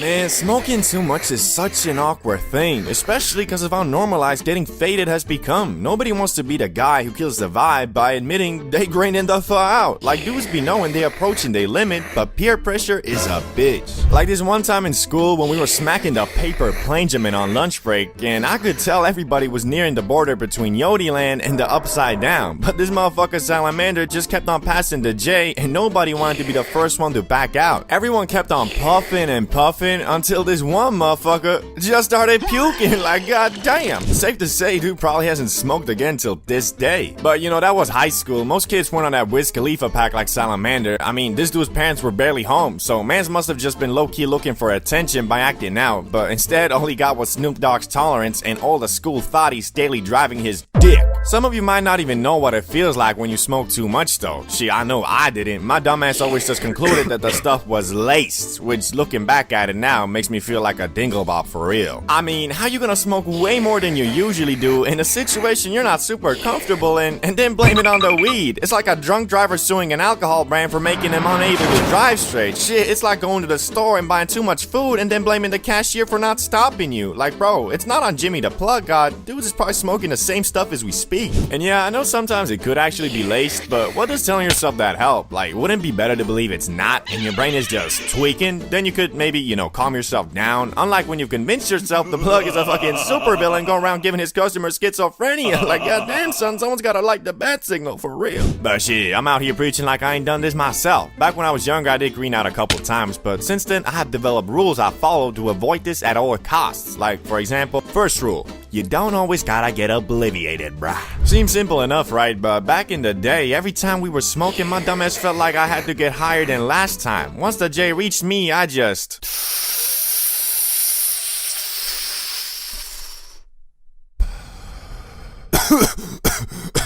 Thanks, bro. You guys got another one? Bro. No. There's just some basic etiquette too, like everybody wanna get faded equally, but one thing with smokers is they're usually always chill and peaceful, so when you start hogging a spliff, rarely is somebody gonna forcefully take that shit from you. Just next time when you pull up, they'll bag your ass, pistol whip you, throw you in the trunk, and bury you alive next to Mr. Beast. That video would probably have to be on Rumble though. But point is, you don't always gotta be the highest in the room. Second rule, accept your limits. This is low-key the most important and the most difficult, but you might be thinking something like, don't you mean know your limits? No, I don't, bro. Cause I bet most y'all know them. Just when you'll be watching Fulcrum smacking the Benjamin like that bitch be only containing O2, you get a false understanding on how much mofos be actually smoking. Cause you can always do more, but what you can't do is forcefully remove the THC from your system and get less high. So don't be a victim of peer pressure just cause you wanna be cool, fool. But these rules don't mean shit if you don't factor in where you are and what you're doing. Which leads me to the day that made me come up with these rules. The time in my young life when I smoked so much in the wrong place, I was goddamn obliviated. Shit, I smoked so much I had less dialogue options than an Oblivion NPC. The first time I got high outside the comfort of me or a friend's crib, it was the usual business. We were chilling with the gremlins, me, Salamander, and Ricky, smoking up, talking about how we don't fall with school and how we finna make it out the hood. You know, the usual Gen Z shit. When Salamander, being the thotty magnet he was, got a text from one of his female companions inviting to what this motherfucker claimed to be a chill hangout spot. Although I do trust the homies, knowing Salamander's track record, I was a bit sus, cause I seen the places this dude hangs out at. I'll be waking up at the middle of the night to take a piss, then check the snap only to see dudes partying at some straight up trap house bugging off fucking ketamine. Okay, can't say that on YouTube, but let's just say it wasn't weed. Anyway, you know the drill. I don't wanna go, Salamander uses his 99 speech, convinces Ricky, now it's a 2v1, and I fold. Epic victory royale. But I agreed only under the condition that none of us drink nor do anything else but smoke the Lord's loud, because it was a motherfucking Thursday after all, so I wasn't trying to pull up to school smelling like a bum, acting like a depressed middle-aged man from The Hangover. Looking back at it though, that was probably the wrong call, cause, well, you'll see. So we're walking to the crib and Salamander lights up this comically big J that he rolled back at his place with a week supply. While we're almost finished puffing and on the edge of obliviation, I see this super dope house that seems to be having a party, so I excitedly asked Salamander, Yo, is that the spot? Bro, okay, that place does seem pretty dope. oh yeah, that's the spot. Glad you fought with it. Some people are kinda put off by it from the initial appearance. Anyway, let's just go in. Yeah, it looks pretty cool. You first though. Where are you going? What do you mean? The crib, bro. Leave it to Salamander to have you walk through an amazing street filled with beautiful houses and lead you to the only one that looks like Shrek's vacation home. To add to it, me and Ricky were quite frankly bugging. But as I mentioned in the previous rules, that's not always a good thing, especially when you're preparing to go into a house where your brain has calculated a 50-50 chance of being stabbed in the gut by a freaking tweaker with a kitchen knife. In my head, I was thinking, well, hoping for the saying, don't judge a book by its cover to be the case here. But oh boy, I should have judged the goddamn book by its cover and dashed off like Prime Usain Bolt. Cause what we were dealing with was in every sense of the word except not containing any of the actual substance, I think, a crack house. These people were blasting some of the most disgusting music I've ever heard. Shit sounding like the noise a speaker makes when you fiddle with the aux cord. And because I was high, that set the whole tone of my experience there. And shit, I did not know Salamander hanged out with vampires. Most of the dudes there were looking what you would imagine the local bum to be when he was young. I was in total shock. My teenage brain could not comprehend the degeneracy, the idiocy, the overall lack of humanity in that house. And it's not like I didn't try to have fun, but our highness did not mix with whatever the fuck these guys were on. At some point, I saw him pull out a vodka bottle, and they drank the whole thing in 5 minutes dry, straight from the bottle, like they were trying to speedrun liver failure. I attempted to conversate with some of them, but to no avail. I mean, what did I expect though? A drunk person usually isn't on the same wavelength as a high person, combined with the fact these dudes probably just got done sacrificing a goat to bring forth the Antichrist. I was starting to tweak the fuck out. Well, not tweak, I guess. Me and Ricky did have some fun by just bantering about how messed up of a place we had found ourselves in. All of this didn't seem to affect Salamander though, as we spotted him rizzing up a girl we assumed was the one that invited him, but we were wrong in that assessment because 5 minutes later the girl who actually invited him saw it, went up to him, yelled at him, and then slapped that man so hard it made him rethink his whole damn life. Cause as we were laughing at what had happened, he walked straight towards us and said, "Man, you guys want to do some ketamine?" Nah, he actually told us that this was probably a bad idea and that he's ready to leave if we are. Good thing too, cause if that girl hadn't slapped some sense into him, Salamander might have gone on to do the thing I mentioned like 3 times in this video. So anyway, we went back home at like 2 AM or something, put on some WWE on the TV, prepared to gleep, and got obliviated. Doesn't go much further than that.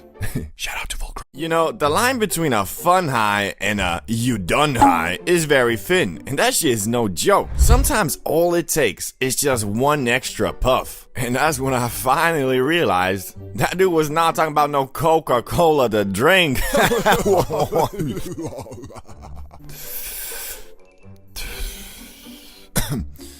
Wait, but I did buy this weed from him. I wonder if... No, wait, it can't be. Everybody stop right now! I think we're all smoking crack!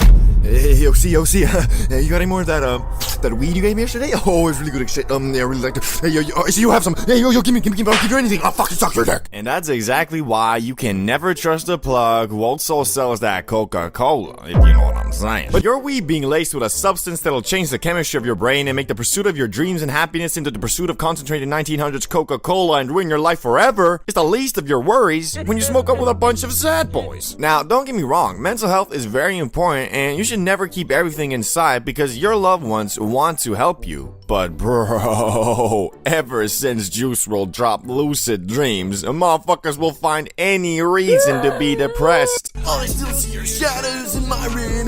Can't take back the love that I gave you. Yo, what was going on with you, bro? Like, you've been acting really sad as of late. You wouldn't understand. I'm depressed. There's just no point to anything. Wait, but you weren't depressed 2 days ago. Oh, you're on a sad boy phase. Sad boy? No! Oh, fuck, I guess I am. Yeah, bro, how about we go to Salamander's place, get obliterated, and play some Super Smash Bros. Instead of whatever the fuck you're doing here? Yeah, what am I doing here? Yeah, let's just get out of here. 1 hour later. So, Ricky, you still sad? Nah, I'm having a blast. Wait, but you were saying something about, like, someone's shadows you were still seeing in your room? I don't want to talk about that. And that's the story of how we were able to stop Ricky from becoming a full-time sad boy, just in the nick of time. But besides almost losing a friend to the song Sad! Explanation point, there have been 2 extremely scary highs I have gone through. One was instigated by the Popo, man, fuck the police! and the other was from the fear of losing my life. Let me set the scene for you. I'm in high school and I've smoked maybe 3 or 4 times ever, but the last time I did was months ago, so my tolerance was damn near at the level of smelling some grass and getting faded. Anyway, so I had a couple friends who have been asking me relentlessly to get some and get faded because they didn't know any plugs and really wanted to try it. So one weekend I decided to finally fulfill their request and hit up my homie Salamander and acquired the exotic. The weekend came and we found ourselves in my dorm room rolling a J, which, well, I had rolled it and it took me a while because my stats were low AF. Basically, I was out there trying to pick an expert level lock with 0 points in perception, dog. After going through 20 papers, the abomination was ready though, so we went deep into the local park and sparked it. Barely, because that shit had almost 0 airflow. I had to relight the damn thing after every puff. Yet that was definitely not even close to the worst part, because these motherfuckers who were begging me to get the Zon in the first place were scared shitless to get high, so I ended up smoking like 80% of the J myself, leaving me absolutely zoinked in a group where nobody else wasn't. So you can imagine I was feeling pretty betrayed, and also a bit scared, because if you've ever been obliterated in a group where no one else is, you know that you feel kind of like an alien abandoned by your comrades in a hostile planet, and that feeling was amplified by the fact that these friends of mine were kind of dickheads. Because after puffing down the J, we went to the local gas station to get some munchies, and of course I was fiending for some trans fat, so I asked them if they could go in there and bring me the stuff I wanted, and I'd of course pay them back. Pretty reasonable and easy, right? Being that I was the only one who was blasted and scared of getting caught. I guess fucking not, because these pussios who didn't even inhale the fucking weed told me that they wouldn't bring me anything if I didn't come in. Which, I mean, these days I wouldn't mind, but I was like 17 and it was a Friday night, the prime time for cop patrol, so I had no choice and went in there tweaking out of my mind like... Oh fuck, this place is full. Shit. Wait, it feels like they're all staring at me. No, I think I'm just high. Okay, let's just get out of here. I'm not gonna order anything. Okay, fine. Go to the corner. Hey, yo, bro, I'm gonna just take some chips and candy, okay? And can you give me the car keys so I can just wait it out in the car while you guys wait for your food? Yeah? No. What? Why? I'm not even gonna turn it on, bro. Cause, bro, I got an announcement to make. This motherfucker highest. Bro, shut the fuck up. That ain't funny. I'm baked as fuck, you pussy. Okay, but yeah, you're not getting the keys. So basically, these scumbags just decided to torture me, and because I had to wait for their food anyway, I went to order some too, and as I was doing so, 3 girls from my school approached me at the counter and were like, yeah, I'll have Hey, see, I heard you guys smoked some weed, yeah? Well, no, I'll have the dumplings, yeah. But yeah, we definitely didn't. We're all super duper sober bober. Yeah, you did. Dwayne said so. You got some left? You can come to our place if you have some. We really want to get faded too. And in that moment, I had to pause and rethink my whole life, because I did not in fact have any left, because I wasted it all on my rinky-dinky sausage party bum fun enjoying friends. Which, if I would have had some left, I could have gone to these girls' crib and smoked up with free hot chicks. But no, I donated all the weed to Dumber, and me, the dumbest. And after that realization of alliances, I changed the famous saying, bros before hoes, to bros who aren't hoes before bros. And I live by that to this day. But the scariest part was yet to come, because as I was waiting for my food posted up at the ice cream station, a cop walked in. And that just set my tweak meter to a whole new level. I felt my heart rate spike to like 200, and I was shaking, just begging God for him not to walk towards me. But he fucking did. I avoided eye contact at all costs, but it seemed he had his eyes set on me. He got closer and closer until he was standing right in front of me. Fuck, why is he here? He knows I'm faded, doesn't he? Oh shit, I'm fucked. I'm going to juvie. This is over. Oh my god, I'm gonna fucking die. Yes, officer? Could you move out of the way, please? I want some ice cream. Yeah, of course. My bad. Thanks. Nothing better than some good old Ben & Jerry's to complement a sour diesel joint. Shit, fucking fire. Okay, the last part maybe didn't happen, okay? Anyway, the buildup, the weed, the cop, everything combined gave me some of the worst anxiety I've ever had. But the relief when he just wanted some ice cream was equally amazing. I had gotten away from this horrid situation, and once we got our food, we went to a hangout spot where I got really cold and tweaked again. Overall, I'd rate the high a 7 out of 10 just because it was eventful and I got a nice adrenaline dump, but it would have been a damn 9.5 if your boy could have gone to the girl's crib and got faded with some hot females instead of my pussy friends, goddamn. I love the magic green plant, but sometimes I be just chilling, minding my own damn business, and then all of a sudden, bang! The Zaza decides to make something as simple as my toe hurts a little bit into holy shit, I have toe cancer and I'm going to die. But something you guys might not know is that there are levels to greening out, as not all green jelly bean attacks are with the same ferocity as Mike Tyson's uppercut. Sometimes it can be just a small jab that knocks you down, so let's start out with the Jake Paul special. Level 1. Whatever. This is the initial level where you start to suspect that something could be wrong. You might have dove deeper into a bad thought than you would usually, or you find yourself thinking about a subject outside the one being discussed quite intensely. This is the level where if you act according to the CBD bro code of not being a dum-dum and just stop yourself from diving deeper, it can quite easily be stopped with just a change of scenery or switching concentration from your thoughts into the activity at hand. That being a video game, chatting with friends, a TV show, etc. But if for some reason you forget to actively stop it, well, you're gonna move on to Level 2.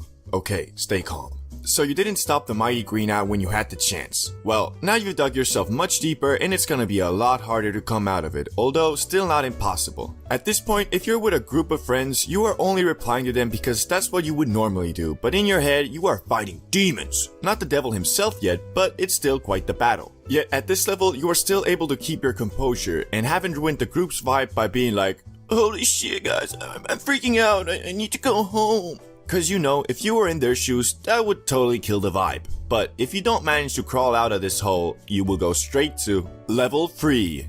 Game over, man. Game over. Well, at this point, it's game over, man. It's impossible to pull yourself out. Well, not impossible, but highly improbable. If you're with a group of friends, this is the point where you just can't take it anymore and you change the group's vibe from fun to emergency mode. But if you are unlucky enough to be with a group of people you are not really that close with, well, this would be the time to just kinda walk out of there, cause you just can't function in a situation like that anymore. Every sentence you think about forming, the voice in your head will go, you sure these guys are gonna find that funny? What if they don't? What if they find it offensive? What if they f***ing kill you for it? So yeah, at this point, shit is too extreme to handle in a situation like that. But it gets even worse at Level 4. Freak out. You're screwed. If you're in a social situation, this is the last chance to put on your big boy pants and just dash out of there. But at this point, even that's kinda scary, cause every damn object looks like a demon, and every stranger with a hint of blue is a cop. Your brain cannot handle thoughts anymore, so just switch that shit to autopilot and start walking. Even though you know that the police aren't probably gonna get you, it doesn't matter, because you are convinced if they don't get you, the devil himself will pop out and bring you to hell with him. Although this is complete paranoia mode, if you are alone in your room or with a group of close people in emergency mode, you'll be okay, just barely. But you need to hope and pray that you'll start coming down soon, cause if not, well, Level 5. I am going to die. Like, no kidding, I'm going to die 100%. The last and final level. At this point, you were 100% screwed. There is no pulling out anymore. All you can do is wait for your high to dissipate and just crawl up in a ball until then. You have convinced yourself that whatever it may be that started all this is the actual end of the world. Like no cap, sometimes the Zaza just doesn't like you and convinces you that the end is coming. No amount of persuasion and calming down from your friends will help you now. So they probably just left you in the corner while they went to enjoy the high. Only thing you can do is drink water and run around to sweat the THC from your system. And if you're lucky, you might make it back to Yodiland before the day is over. Until then, it's the trenches for you. The 5 levels of being high. Now, I bet you've seen a couple videos on this topic, maybe even mine, but since almost a year has passed and my knowledge and understanding of the magic green plant has grown tremendously, I thought it's about time to make the ultimate, definitive, most precise levels of high tier list on planet Earth. And to make it even more fun, for every level, I'ma be getting more high to give an accurate representation of what the level feels and sounds like. So let's get it started with level 1. Microdosed. This is the level where you don't really feel anything per se, but you can tell something is different. You have a slight mood boost and your body might feel a bit more elevated. So like if your legs were sore, they're probably even more sore now, but if you're lying on your bed, well, its comfortability is probably up about by 10 to 15%. Nothing crazy, but it is noticeable. This, however, isn't enough to give you the giggles, so that Amy Schumer comedy special will still leave you wondering if my vagina is actually comedy or just poorly done slapstick humor. And since I'm currently at this level, I can tell you it also has no negative side effects, so I can still do everything without worrying if I'm too high. Anyway, let's move on to the first exciting level, and that is level 2. I'm feeling it. So you're feeling it, eh? Well, me too. This is the level where that Amy Schumer special might actually forcefully steal a giggle or two from you, but not because it's actually funny, it's more like you're laughing at her rather than with her. Anyway, since you're now feeling it, you also might be feeling that movie a bit more, or that video game. Shit, you might be feeling your own jokes a bit more. Got you laughing at your own thoughts, fool. This is also the optimal high if you still got stuff to do.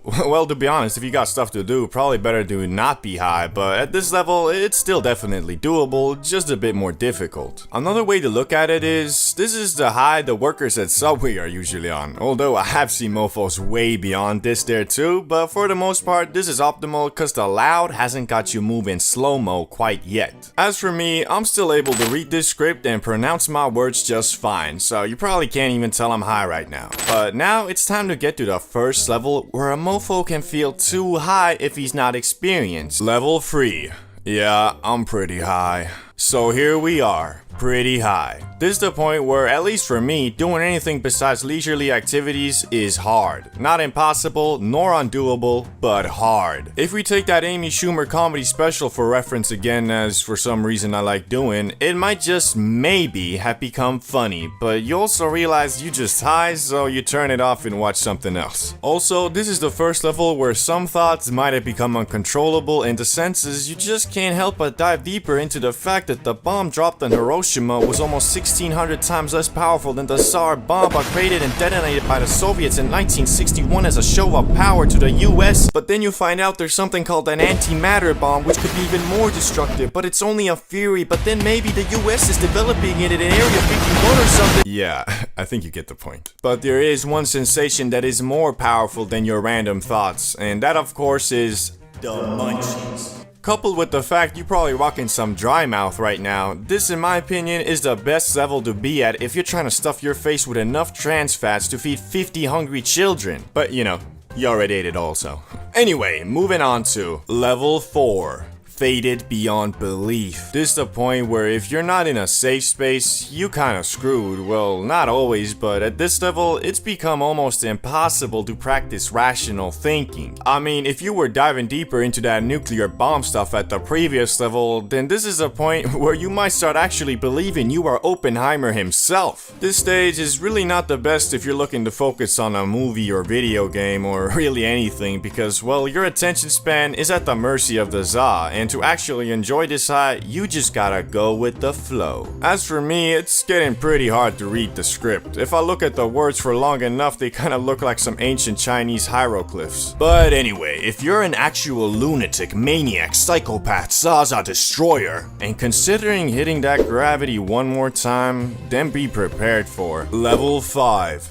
Shadow Realm. I told you, bro, you gotta be a maniac to get to this level because the plane of existence you on now is so different from being non-high, you probably feeling and looking like a goddamn alien. I mean, bro, your eyes are so red and you feel so disconnected from your body that if you look in the mirror, you'll probably think, bro, is that really me?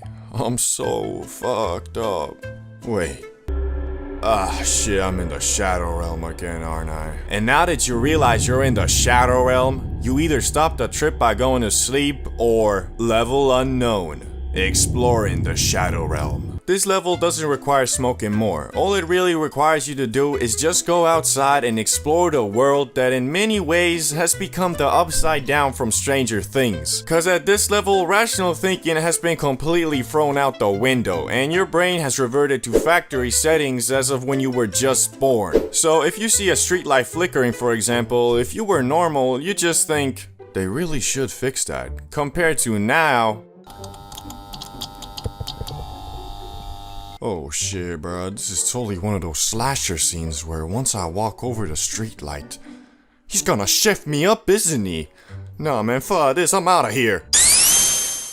At least, I don't know, that's how it feels to me when I achieve the pinnacle of high and am wandering the world outside. Ever wonder why some dudes can inhale that freshly cut grass an unholy amount of times with eyes so red you think dude is bleeding internally on some exorcist shit, but when asked, how you feeling, bro? They'll respond with something like, or, honestly, could go for one more J. Well, the reason for a response like that is due to their grass smoker power, which, contrary to popular belief, isn't all about tolerance. Although that can be an important factor, it isn't everything. So, Randy, who's 30 years old and has been on a tea break for 2 years now, but has been consistently inhaling that grass for the entirety of his adult life, will be much less likely to freak out over some stupid shit than, for example, Jimmy here, who's been getting high for 2 months straight every day and claims himself a Za God. The reason for that is, Jimmy, although his tolerance is almost maxed out, still can't handle the fade in a situation even remotely out of his comfort zone. All that being said, we all start off on level 1. Bro, I think it was laced. Ah, level 1, the good old times where the Za was still mysterious and scary. This is the level you're at if you've inhaled that magic spice only a couple times and only so in the safest, securest, and good vibey situations possible. And honestly, while at this level, you couldn't even imagine doing anything besides eating Doritos and scrolling YouTube shorts whilst blasted, cause you just haven't gotten used to the feeling the green bestows upon you. That being the increase in significance of every thought and action, and because you don't know how to control it, your experiences with weed are mostly in your own head. So when you high, you can't focus on shit. Like really, the only thing that seems to catch your attention for more than 10 seconds is that sweet, sweet flavor on those Sour Patch Kids that you never knew could explode in your mouth like that. Now, depending on if you getting blasted solo or with friends will determine your speed of leveling, cause usually if you with friends, you get used to the Za more quickly because you're socializing. Plus, you know, there's always that one guy in the group that likes to mess with the newbies by getting them as high as possible and then being like, hey guys, let's go to the gas station. Which might seem whatever, but if it's your first time, you might just have a damn panic attack at that 7-Eleven. Cause I swear, everybody is looking at you, and the cashier, he's onto you. Yeah, fuck that guy. Anyway, if you keep on eating grass, you'll move on to level 2. I am the Zaza God. Remember Jimmy, the self-proclaimed Zaza God? Yeah, well, he ain't quite the Za God he believes himself to be.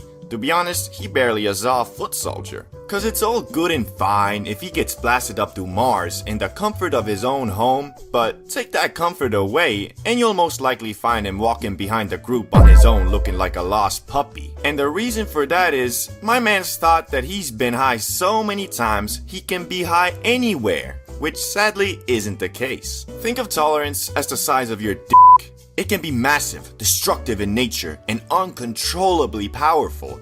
But what does that matter if all you use it for is to jerk off? Same with tolerance, it's situational, so you can be unfazed by the Za in the comfort of your own home, but as soon as that comfort is taken away, you a total noob again. Instead of focusing on the size of his T, Jimmy should have been focusing on upping his riz and going out and pulling some quality baddies, if you get what I mean. I'd say going from this level to the next is one of the biggest steps in between levels, cause to confidently say you a Za God, you should be able to keep your cool in most public situations, even if everybody is staring at you and every car with a hint of blue is a FBI agent ready to take you away for good. You gotta be chill, like a cucumber. And if you do study the cucumber enough while spugging off the broccoli, you might just advance to level 3. Transformer, Optimus Prime. This level is called Transformer because it's the level where your Zaza adventures completely transform. Instead of only smoking up at the comfort of you or your friend's home, you can now make plans in somewhat chill public areas like fast food places, cinemas, the park, the spa, or really anywhere where you know people will most likely be minding their own business. And because of this newfound power, you probably have also started blazing that green more, which depending on the type of person you are, it could start affecting your everyday tasks and goals negatively because although hard to admit, the Zaza can and will make you a lazy mofo if you let it.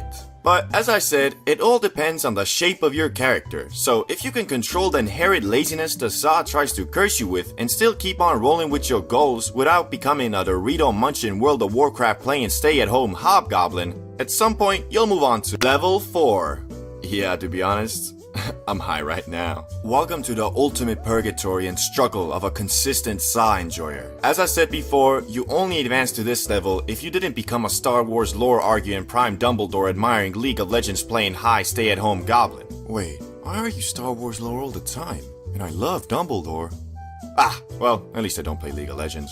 Anyway, as I was saying, it's quite hard to make it to this level, and even harder to stay here, because nowadays, you are so used to doing stuff while splasted, you could theoretically be in that state 24/7. But the problem is, you also know being high 24/7 is expensive, plus, even if you don't notice, I'd say for 95% of people, it makes them less productive as well. So that's why I call it purgatory, because you're constantly pondering the question, should I maybe do a quick hit before doing this? And although I'd love to say I have the answer to that question, I don't. It all depends on you and your situation. So for example, if I had a job interview, I wouldn't do a quick hit. But then again, I know dudes who say the Za makes them less nervous and stressed, plus more talkative. So for those people, I'd have to say, go ahead I guess. But if one day you find a definitive answer to the question, should I maybe do a quick rip before this? You'll move on to the final and most elusive level there is. Level 5. Za God. You have entered into your own subconscious and from it dug out answers to humanity's biggest questions like, are we alone? Why are we here? Why is an 80-year-old man running for president again? And of course, should I bang that Benjamin a little bit before heading out? And I'm sorry to inform you guys that I do not know much of this level because I have yet to make it this far myself, and I still have no idea why Joe Biden is running for president again. But I can tell you this much. This is the level that completely transcends tolerance, as you really don't even need to worry about that anymore, cause you know your body to the point you always know what amount is the right amount. Also, you have figured out the perfect formula for working hard and following your dreams, whilst also inhaling that Za and being a chill and interesting dude. The first high, a core memory, and whether you enjoyed it or not doesn't really matter, cause for 95% of people, their first time literally shapes their entire opinion on the grass. Almost everybody who isn't age 50 or over and says, weed is the work of the devil, and should be more illegal than even meth. Well, actually it is. The Za is Schedule 1 and meth is Schedule 2, so... Yeah, that's right. That's why I love America. Greatest damn country in the world. USA! USA! USA! Anyway, what I was saying was that most people who tweak their first time are put off by it for a while and shape into Za haters, and people who have fun their first time, believe it or not, don't all become mindless junkies who eat Little Caesars and watch SpongeBob all day. Rather, when asked their opinion on weed, they'll probably just say, my stomach turned into an endless void with an unquenchable hunger for anything edible, which was followed by a sleepiness so uncontrollable I passed out halfway into my 25th Twinkie. It was pretty fun. So obviously me, CBD bro, who runs an entire YouTube channel dedicated to the green plant, must have had the latter experience, right? Well, not really. As you see, when I was but a wee lad, uncontaminated by the forbidden fruits of the world like alcohol, nicotine, and yes, weed, always believed that alcohol makes you homeless, nicotine makes you a little bitch, and weed makes you lazy. Thinking that, I didn't want to waste not just my first high, but my very first time feeling anything besides normal on eating Doritos and watching Family Guy. Which, after turning 17, I decided it was about time I lost my substance virginity and planned to do so on Christmas dinner, where I was gonna let El Marijuana put its big, fat, thick, juicy, delicately rolled J in my mouth, but only after I had eaten, as I believed if my tummy was full, I wouldn't get the munchies and could instead contemplate the meaning of life my time high. And thankfully, I had an older brother who was more than willing to give me a puff or two from his Christmas dinner J for $4, the fucking cheapskate. So we went upstairs and started puffing, which Rezex was instantly bamboozled from the magic grass. Nice, it's not a dud. Now it's my turn. I grabbed the J and puffed until I could puff no more. And the result was, I didn't feel a damn thing. Still had to pay the $4 though. Fucking bullshit. Anyway, as we went through the day, I got increasingly more jealous of my brother, who by his words was fried AF. I was beginning to think maybe I'm immune to getting high, which after telling my brother this theory, he concluded that I'm stupid and just didn't inhale the za in my lungs, and so generously told me to follow him upstairs where he gave me a couple more puffs. For an extra $4, the damn venture capitalist. As I was smoking away, keeping in mind to inhale it all the way down to my lungs, I still wasn't feeling anything, and my hopes of getting fried AF were beginning to look more like a distant dream. When I finished puffing, I sat down at the computer to look at some of those watch while high videos, and my brother asked me, "So, you feel anything now?" No, I don't. What's this weird I'm not sure. I don't know, seems to me you're fried like some Kentucky chicken, boy. I was indeed fried, and incredibly so. Although I didn't smoke a ton, my body had never experienced anything besides a sugar rush and maybe a caffeine kick. So as I was watching this watch while you're high video, I was laughing at everything and was tripping the fuck out. But not in a bad way, it was freaking amazing. Being high was what I always imagined it to be until... Bloop. I'm sober again. Yeah, you heard right. My first high lasted like 30 seconds, and in an instant, I was back to normal, which I don't know why. Even to this day, when I tell people about this, nobody can relate because no one has experienced this phenomenon. But since I'm a scientist, I have developed a super duper concrete theory backed by quantum mechanics and the late great Stephen Hawking on my experience, and overall the reason why a lot of people who smoke their first time don't feel anything. I theorize that all humans have a natural block against foreign substances, a wall per se, and when an individual inhales za, the particles act kind of like micromissiles targeting your cannabinoid receptors. For the people whose defensive wall is strong enough, it will stop all perpetrators attempting to infiltrate your brain. But this wall isn't regeneratable, so if the micromissiles fail to get you fried at first, the next time they'll have an easier time against your already damaged wall of defense. Now, I bet you're thinking to yourself, this mofo been smoking too much of that Einstein pack. And to you, I say maybe, but also I have practical proof of this theory. I used to be a pro baller, and one day me and a couple hooper friends who all have great immune systems and therefore probably good za defensive walls decided to smoke up, and to my buddies, it was their first time. Once we lit the J and passed it around, I made sure to tell everybody to inhale the smoke in their lungs, which I'm pretty sure they all did, but still, I was the only one who got high, cause it wasn't my first time. But when I smoked up with some of my non-athlete first-timer friends, they all got high like normal. So, conclusion, defensive saw wall is a real thing and I stand by my theory. Anyway, although that was my first time feeling high, I wouldn't call it my first high because it only lasted for half a minute. My first real high experience was something even more memorable and etched to my brain until I die. A couple weeks after the last incident, me and Rizx decided it was about damn time I actually felt the true love and touch of the Mary Jane. And this time, instead of having only scraps of za, we bought a whole gram to hopefully destroy my highly speculative za wall. I think it's real. Also, at this time, we were obsessed with freestyle rapping, so we decided the plan of action was to smoke up, eat candy, and rap battle to copyright-free beats while recording it so we could listen to our unreleased tracks in the morning. Since our parents were away for the night, we got the whole apartment to ourselves and planned on rolling 2 J's, both containing 0.5 G's. Since we were petrified at the thought of getting caught blazing, blazing, instead of being sensible and smoking the J's near a window and just blowing the smoke out, we put our jackets on and walked 500 feet away from the apartment to light up, just to be sure that there wouldn't even be a microfiber of evidence that we were smoking the devil's lettuce. As we were consuming the J, all I could hope for was that this time I wouldn't just get a limited free trial, but the actual full version. But alas, when we finished puffing the J, I again felt nothing, or at least that's what I thought, cause as we arrived back home, I finally realized that, So you feeling it? Yeah, kinda. sometimes the high hits you a couple minutes later, especially if you're going from outdoors to indoors as we did. And my highly accepted theory in the science community about this phenomenon is that through evolution, we have always considered indoors to be our safe zone and outdoors dangerous. Therefore, when you're outside, your brain doesn't allow the full faded and relaxed effect to take over, probably in anticipation of a roadman coming and chefing you up with the mandem. Okay, this one I'm not so confident in, and I have to come clean. I am in no shape or form associated with the science community. Yet. Anyway, now that we were high and in the living room, we started putting on some beats and freestyling, and to this day, I have yet to replicate the skill and precision of my flow that high. It's hard to explain, but nowadays, I can't rap for shit. I mean, I'll spit one line and be like, yo, I've been getting money making racks, cause you know I'm flipping packs. That's facts.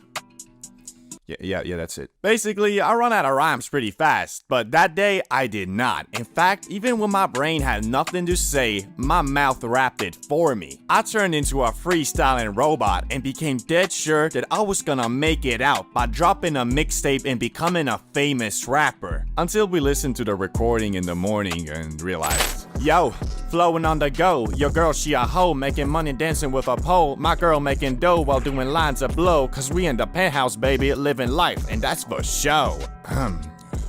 Yeah, I'll try YouTube instead. What's crazy though is that after that, I was never able to replicate the auto-rapping again, so my rap career never flowered, but who knows, maybe I'll try to convert this channel into lyric videos and shitposting, all while steadily alienating my audience and killing my channel. Or maybe I should just make a separate channel for that? Blinkers. 10,000 BC, a group of cavemen in the Oki Islands of Japan needed some warmth and wanted to start a fire when they discovered a funny looking green plant, and either out of curiosity or desperation took it and inadvertently created history's first ever hotbox. Yet this early grass was not that loud that people be smoking today, because as we know, over the years the za has been scientifically and artificially cultivated to be much more concentrated in the high it gives. So although it is funny to think about a group of cavemen purposely starting a fire in a small shelter for the sole purpose of getting faded in a hoe, it is unlikely that it actually ever happened. Yet aside from this iffy recreational stint in Japan, hemp was first commonly used in the lands that are modern day Mongolia and China for more practical uses like eating it. Which, after saying that, you might be imagining something like this. Yo, what's up? How you doing? Had any fun with those new seeds I gave you? Yo, nah, I actually came here to give them back. Last night I was looking at the moon and I swear that motherfucker was looking right back at me. But alas, this probably wasn't the reality because the THC levels in this early cultivated Zaza were just really low, but soon the Chinese would discover that the holy plant's fibers were also great for making stuff too, like clothes, paper, and bowstrings. Which turns out hemp fibers were superior to the bamboo ones used by rivaling factions, allowing the Chinese to shoot their arrows much further. So basically, back in the day, if you were having a long distance bow battle and were losing, you might have screamed out, "We need to get closer!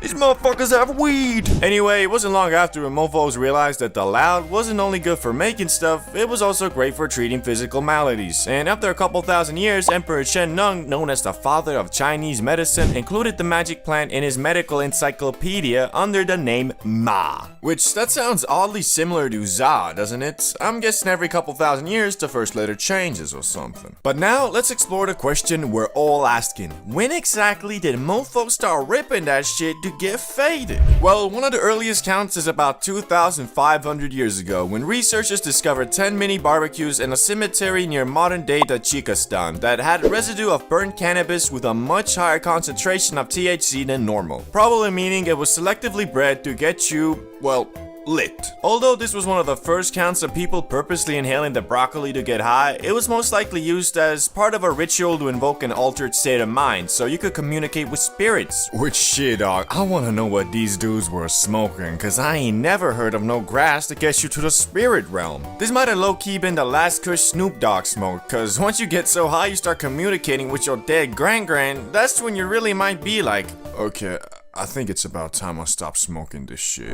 Since cannabis, for one reason or another, proved to be quite the useful plant, people started trading it around the world as soon as it was domesticated. Which the only people who didn't really fuck with the Zaza were Europeans, who preferred getting hammered instead. Which is low-key reflected in modern times too, especially in the northern countries where once you turn 18, you can drink as much poison as you want, but if you want to blaze, well, you might be looking at a little bit of jail time, my boy. But now, let's quickly go over the uses of cannabis throughout different cultures so we can move on to the modern age, starting with Hindus. They made something called Bang, an edible cannabis paste that had medicinal properties but also got you high. This could be added to a variety of foods and drinks, which this Bang was the preferred food of the Hindu god Shiva, making him in my eyes the god of edibles. Disclaimer, that was a joke. Islam. Here the Za was called hashish and was introduced about 1,000 years ago, which hashish wasn't strictly forbidden in the Quran at first, so a lot of Muslims ate it for its medicinal and relaxation properties. But later, Egypt basically banned it, and also the Quran was revisited by many and reinterpreted to include hashish to be banned just like alcohol.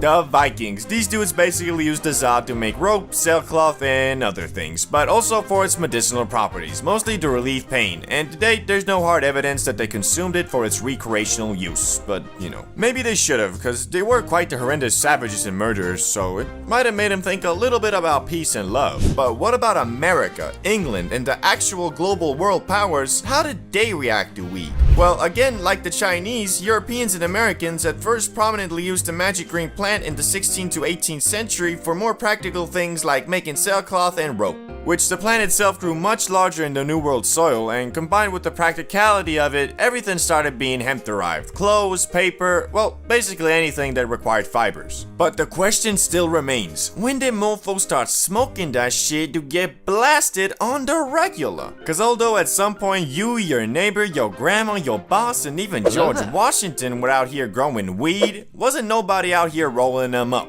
Well, until the arrival of Mexicans. The loud version of hemp first arrived in Brazil in the early 1500s by way of enslaved Africans traveling with the Portuguese. And the native South Americans, who are already consuming some other psychoactive substances, quickly started blazing the Zaza too, and its use soon spread across South America and into Mexico, from which in the 1910s is when the loud first spread into the US, via Mexican immigrants escaping the effects of the Mexican Revolution. And almost immediately the good was viewed as a threat, and by 1931, 29 states had banned its use. Although it wasn't really the Zaza that the US didn't fall with, it was unfortunately mostly just racism against Mexican Americans and black citizens of the South, which both these groups were enjoyers of the Za to some regard, so it became a scapegoat for racial bias in the US, and they blamed it for everything from petty crimes all the way to murder. And in 1937, the US completely banned all non-medical use of weed, which all of this kind of explains why the mostly peaceful plant has been thrown in the same Schedule 1 category with full-on life-destroying substances like heroin and cocaine.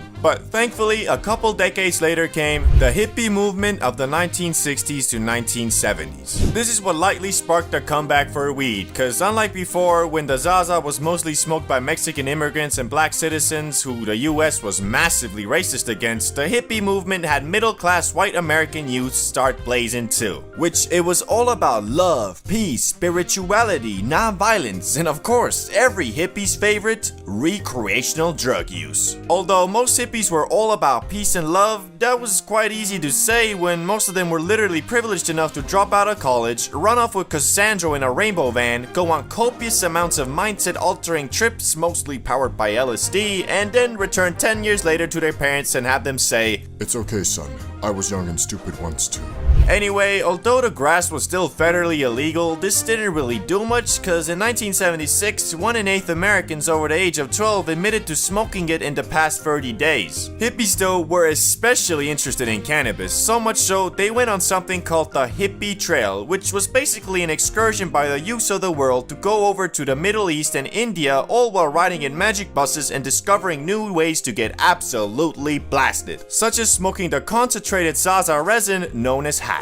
But acquiring the Zaza would soon get much harder, because you see, most of it came from Mexico, so in 1969 the US started patrolling the border, and in 1975 they got even more aggressive and started spraying herbicide on Mexican weed plants. And so good old supply and demand made grass prices skyrocket, which a lot of people started then growing the plant themselves in mini greenhouses, closets, bathtubs, storage units, basements, wherever they could. But then in 1982, Mr. Smarty Pants Ronald Reagan took it even a step further by encouraging the streamlined arrest of anyone in possession of an illegal substance, which was really dumb because most of the focus was on pot, all while crack, meth, and heroin were all still being transported and consumed on a regular basis. Even worse, this enforcement seemed to be racially motivated because despite plenty of traffickers and consumers being white, the majority of arrests were Latino and black youths, all while this bizarre over-focus on cannabis allowed the growing opioid epidemic to go unchecked. But thankfully, the US is slowly learning from their mistakes, where today 24 states have legalized the recreational use of marijuana. On top of that, the increased level of research on it has also found multiple medical use cases and can be prescribed to you by special doctors if seen fit. And although the Zaza is still federally illegal and a Schedule 1 drug, the overall perception of it has changed for the better, including in December 2022 when President Biden signed a bill to make it easier for researchers to obtain plants for their studies, which will hopefully accelerate the learning of positive and negative side effects of consuming the Za even further. But all that aside, the overall vibe towards the loud has gotten a lot more accepting, and these days more and more people view the smoking of the grass not as you being a junkie, but the same way as having a couple beers with the homies on a Friday night and watching some WWE.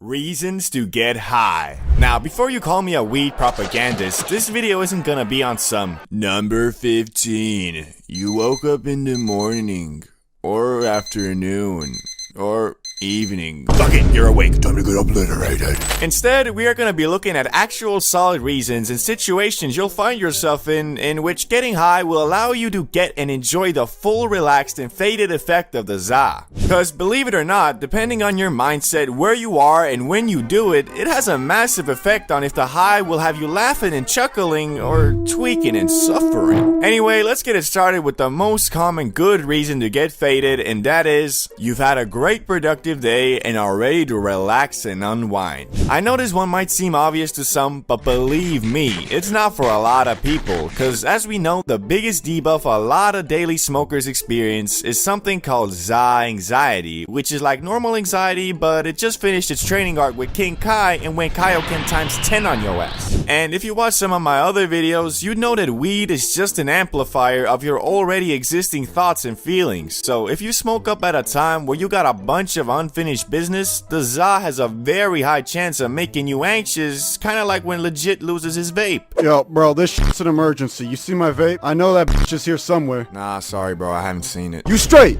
You straight. Just give me a couple hits off yours, we're good. I would, but I don't have one anymore. I quit a couple weeks back. My f***ing ass you did, bro. I don't care if that shit's burnt. Just let me take a hit off that bitch. Nah, bro, I swear, I've been off it for a while now. It was tough, but... Man, where's my vape at, bro?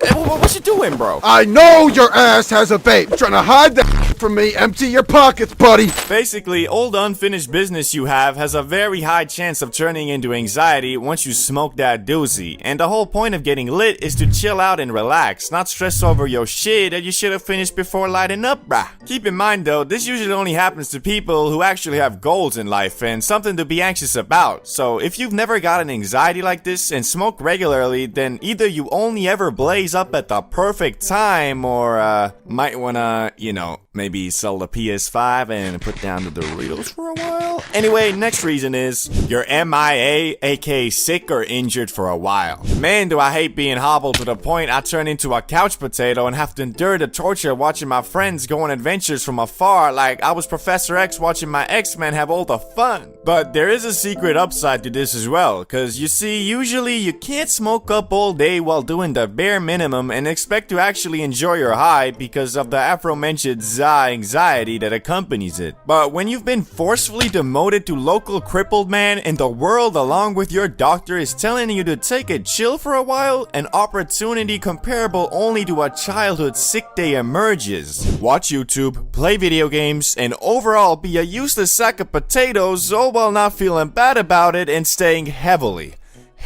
medicated. Cause I don't know about you, but in a situation where there is nothing to keep me sane except video games, movies, and my phone, why would I not be blasted 24/7? And the best part about it is, if you're dealing with a nasty injury like I have for the past 2 weeks, the Zaza can be used as a substitute for the damn opioid drugs these motherfucking doctors be prescribing you for the pain. I broke my pelvis and one of my vertebrae, and I was prescribed codeine. Yeah, the thing SoundCloud rappers be sipping, along with some other hardcore meds. So since I know popping pills all day for 2 weeks can't be much worse than smoking weed, I just chose the one that also makes being crippled a bit more enjoyable. But you know, obviously I'm not a doctor, so don't be just listening to what I say. Every injury is different and what worked for me might not for you. Anyway, next reason, you're hanging out with friends and don't want to drink and be hungover the next day. Would you believe me if I told you smoking weed is actually enjoyable at parties? I think some of you would, but the majority probably wouldn't. And there's a couple reasons for that. A big one that you gotta fix yourself would be that you get anxious when you're high around new people. But the other one I've heard countless times is that being high just makes me want to sit on the couch the whole time. And that can be true, but all you gotta do for that is fight the urge to be lazy. Because I'm telling you from personal experience, one of the funnest high activities by far is blazing up with a friend at a party where everybody else is hammered. I just can't help but notice that everybody drunk turns into NPCs. I be sitting on the couch with the homie Salamander watching all these dudes doing their free assigned activities on some Pal World shit. I know this might make me look like a dick, but there's one time we got high at this house party and chose this one alpha chat guy to just observe, and I kid you not, dude was like a Terraria villager, rotating between slamming shots with his friends, trying to spit game to the hoes, and comparing dick sizes with other dudes. Ugh, that was some strong stuff. Damn. Hey, yo, guys, check out the Rizzler. Hey, what's up, beautiful? Having fun? Yeah, sorry, I'm just trying to find my friend, bye. Okay. Hey, Tony, let's arm wrestle. Now, don't get me wrong, it's not like doing those free things is unfun. All I'm trying to say is that when you're high, you realize the ridiculousness of what a party actually is and can just observe it with your high friend and banter away. But there is a reason that trumps all others, a situation where it's near impossible to not get the full enjoyment of the gas, the best bang for buck you're gonna get when you trade a small percentage of your lung capacity and cardiovascular health for the fade. And that's, of course, you have the CBD bro bomb. Okay, it's actually, you plan the smoke sesh ahead for a completely free day. I think some of you might have expected something a bit more extravagant, a bit more, I don't know, eye-opening. But no, unfortunately, there is no magic. Number 1. Your homie discovered a crashed alien ship from which gained the knowledge of the universe and some otherworldly gas. Time to get absolutely shreked. Cause I hate to break it to you, but if your homie ever tells you something like that, that universal knowledge is probably just the mushrooms he ate, and that otherworldly gas is referring to the moon rock he bought at the dispensary. And going and smoking with that friend, however much you like him, probably isn't a good reason, especially cause it's a Tuesday morning and, you know, you should probably go to work and maybe set up an intervention for him. Mans doesn't seem to be in a good place. Anyway, overusing psychedelics and ruining your life aside, the best reason to get high, in my opinion, is when you plan it ahead and have a mega sesh with your homies. This one is basically the same as the first reason, but even better because it combines both banter with your friends and the lowest chance of anxiety because the fade is planned ahead. Therefore, your brain already scheduled a server maintenance for that time, allowing you to drop IQ points without worrying about a situation arising where you need them. And it really is hard to beat lighting one up with the people you enjoy talking and listening to, cause although technically getting high will never be the best move you can make to achieve your goals and shit, if you smoke up for reasons such as listed in this video, I promise you, aside from the health implications it might have, the za won't affect your life negatively, but rather give you a break from your daily grind and make you slow down a bit to appreciate everything you have. Types of people you should never blaze with. If you've ever smoked with friends, you know being high with others can be a great time, and in a lot of ways much more fun than being high alone. But it can also be awful and cause anxiety if you're with the wrong group. So today we're gonna go over types of people you should never smoke up with, starting with the oversmoker. The oversmoker is someone who wants to hit that Benjamin way too much. Now don't get me wrong, I got nothing against a good old limit breaker sesh, but if you're the oversmoker, you never actually doing that. Cause your tolerance is so high, even if you grabbed a beehive-sized chunk of wax and dabbed the whole thing, you still stand there like, phew, I think I feel something. Another reason I really don't like blazing with these dudes is cause you can't ever really dive into a topic and enjoy the high, cause every 10 minutes you hear that, hey, let's do another hit. Like, what you mean, dog? We just did 3 hits in 30 minutes. I'm halfway fused with the couch, and your homie is in the corner explaining how the government controls us with tap water. We don't need another hit, bro. One positive this guy has, I guess, though, is he is always equipped with a ridiculous amount of za. Dudes must get his shit from the same guy Gordon Ramsay was hitting up, cause it's always some damn exotic. Even so, their vibe ain't really one I fuck with, so if you're this guy, I'ma respectfully advise you to maybe consider taking a tea break or some, cause there is a point where it's too much. Unlike the next guy who doesn't even need any side to be annoying, and he is Mr. Paranoid. I think we've all gotten paranoid from the grass before, and that ain't nothing to be ashamed of, cause sometimes there really ain't nothing you can do. But the occasional paranoid episode ain't what this guy has. This dude, even before taking a rip, is talking about some,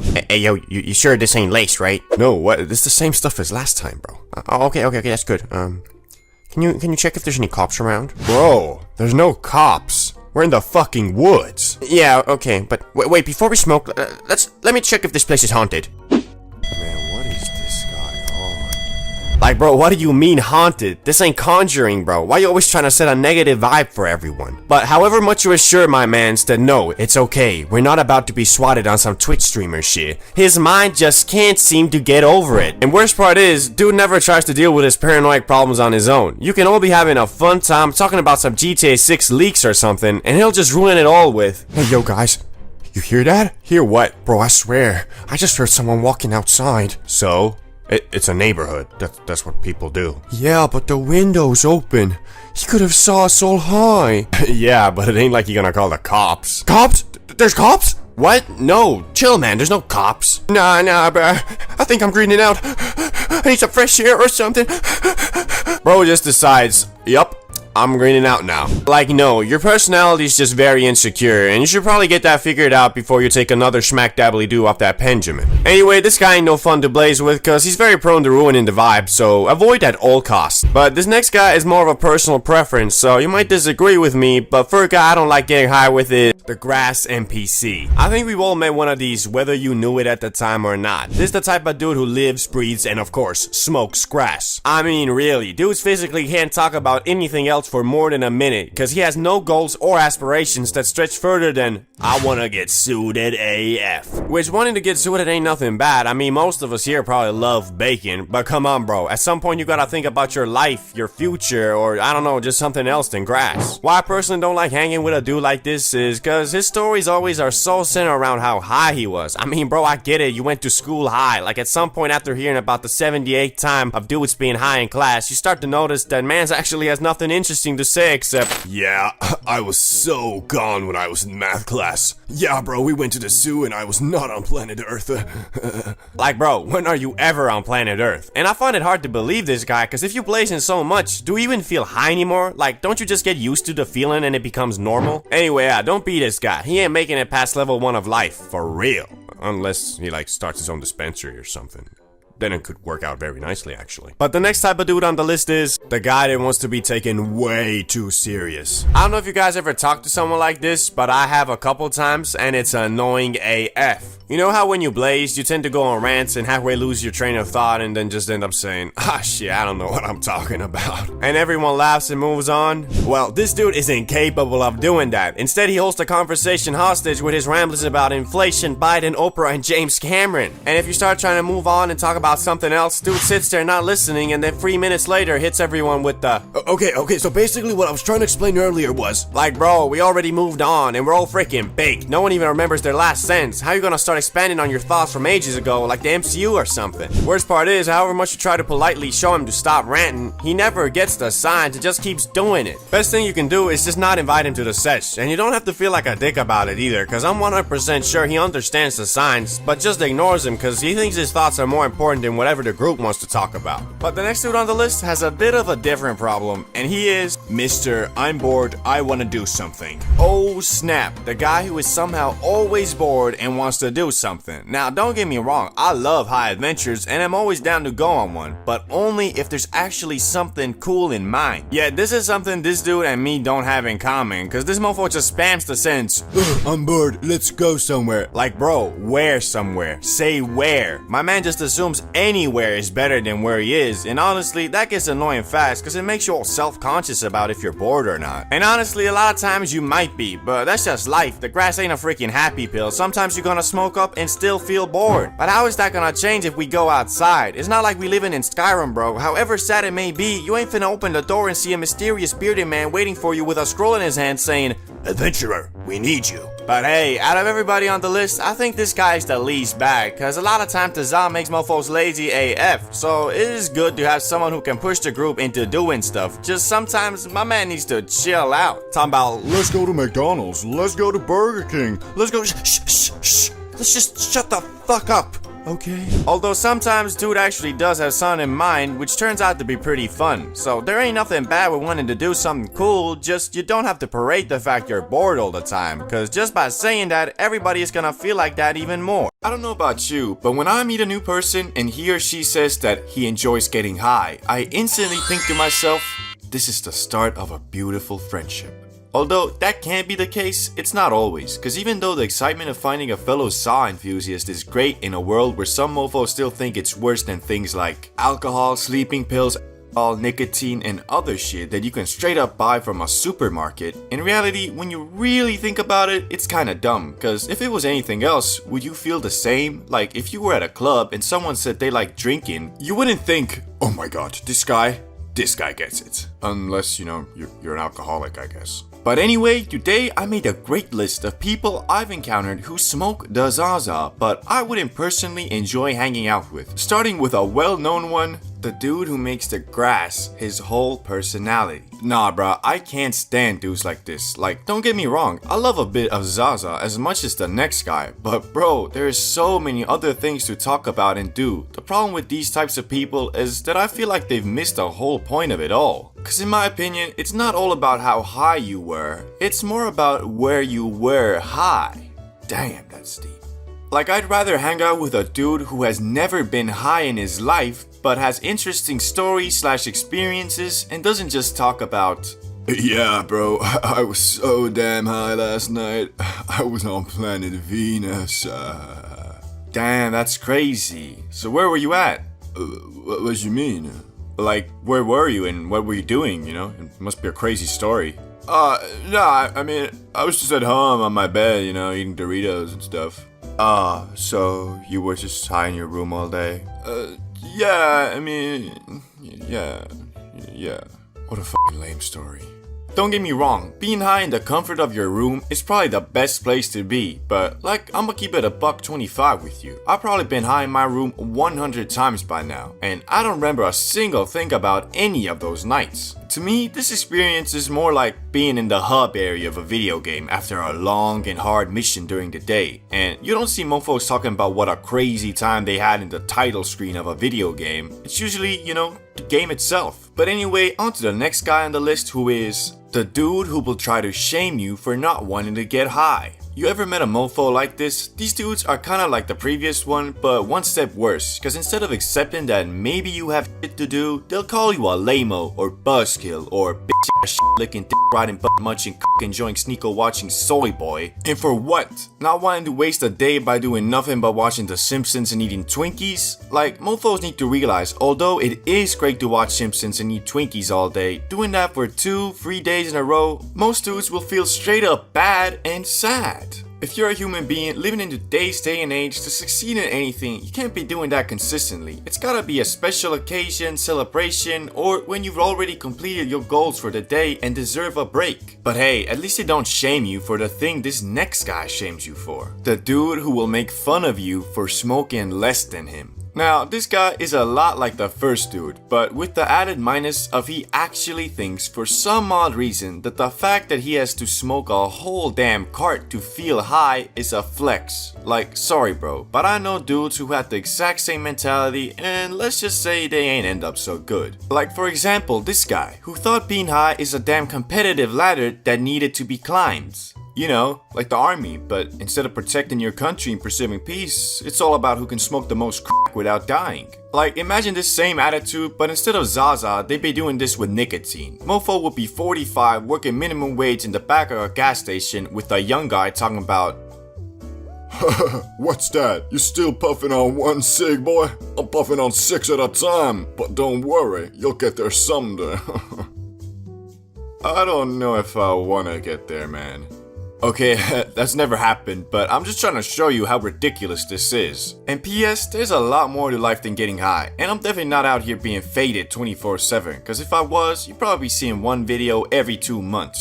It's all about finding the balance and having the right reasons for inhaling the za. Have you ever met someone who parades the fact that he loves the Zaza, and if you ever say anything bad about it, he gets all defensive and starts frantically arguing about how it's good for you? Like, yeah bro, there are health benefits, but if you're out here doing 8 rips, 4 2 edibles, and half a cart every 12 hours, do you really think you're reaping the health benefits of the za? Mofo be on about, it helps with my anxiety and depression. Like bro, what are you anxious about? Worried that the pizza delivery guy might be an assassin? Sounds more like paranoia to me. And have you stopped to think that maybe the depression you're feeling could be because all you does is sit around, eat pizzas, smoke grass, and watch Disney Plus? But people like this aren't the majority, and overall, when you meet a fellow grass eater, you can expect him to be just a normal chill dude who uses the za to enhance his experiences, rather than rely on it for them. So today, I thought I'd go over some of the coolest dudes I've encountered who consume that lettuce, starting with the za athlete.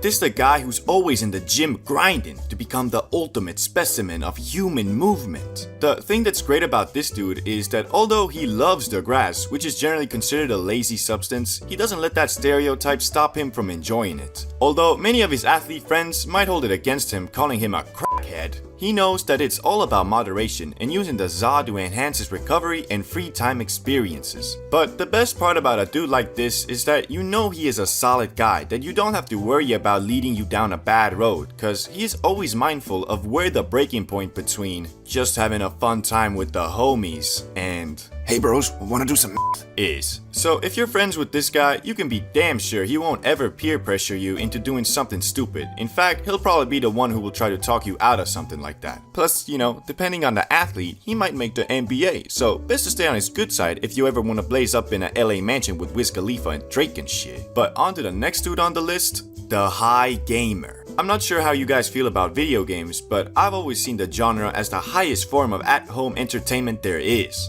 Although it is a lot harder to truly get into a game nowadays, when you do, the peaks of fun are much higher than watching a Netflix show, for example. Although that's just my opinion and yours might obviously be different. So you better believe it when I say I love dudes who enjoy gaming in orbit, because that's something that two za enjoyers can truly bond over. Now you might be thinking, Everybody enjoys playing games. Ain't nothing special about it. I'd have to respectfully disagree, because it takes a certain level of power to really sit down well blasted and focused on a video game, cause honestly, most of the time it ends up going something like this.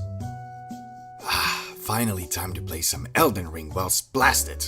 This is about to be crazy fun. 20 minutes later. Man, screw this, I'ma just watch some TikToks. As you can see, it's not that easy, but if you have a friend who's on the same planet as you and you going through the struggle together in a co-op game, it's much easier to get into. So I for one will always have a special place in my heart for dudes who can actually game while blasted, cause honestly, it's not as easy as you might think, especially if the session lasts over 1 hour. But time for the productive and successful Not gonna lie, these dudes are like a rare Pokemon that you might never come across because the requirements to be a dude like this are rather high, but the power he possesses is godly. This the dude that has his own business or works like a sales job or something, which is a highly social and time-consuming practice. But somehow this mofo has done all of this while frequently bugging off the Zaza. He's kinda like the Wolf of Wall Street, but instead of doing lines off a lady's you know what I mean. He's out here taking a fat rip and then minutes later closing a massive deal with some company. I met a guy like this only once, and I won't stand here and act like I was not in awe of this man's power.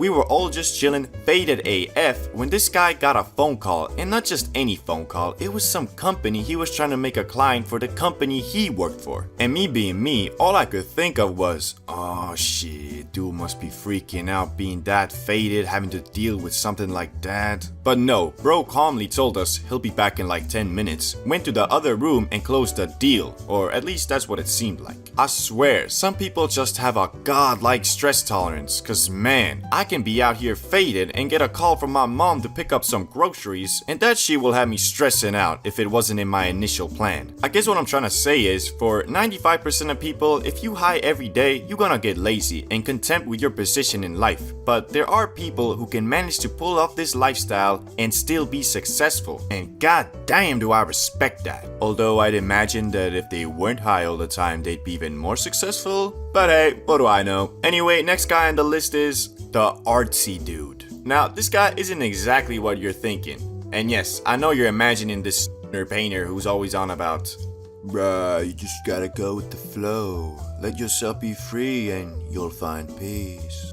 Sorry, but what the fuck does that even mean? Although these guys can be cool, their gimmick gets old pretty quick. The dude I like is more of just a Chad who has a highly functioning imagination. Cause with a guy like this, you always have something to talk about, and they come up with some of the most interesting things. Plus, they're usually not just some hippie dude who enjoys saying shit that makes no sense and expects everybody to think he's deep cause he saw a quote on TikTok and it really resonated with him. He's more of the dude who'll say some master Oogway quote and explain how that funny meme actually says something deep about life, but then ended with, I don't actually know, I might just be too high. And I love that, cause sometimes a mofo is just too high and sees a deeper meaning in something that doesn't have one. But hey, that's just a theory, a high theory. Greening out or getting too high is the worst thing that can happen when inhaling that freshly cut grass. If you have a sudden emergency or miscalculate the size of the portion, things can turn south real quick. One moment you're chilling in your room having the time of your life playing Minecraft or some shit. Next thing you know, the green forcefully teleports your brain into a realm filled with the demons of your nightmares. And once the grass pushes you over that border, it ain't no easy task to get back to Yogi Land. But not to worry, for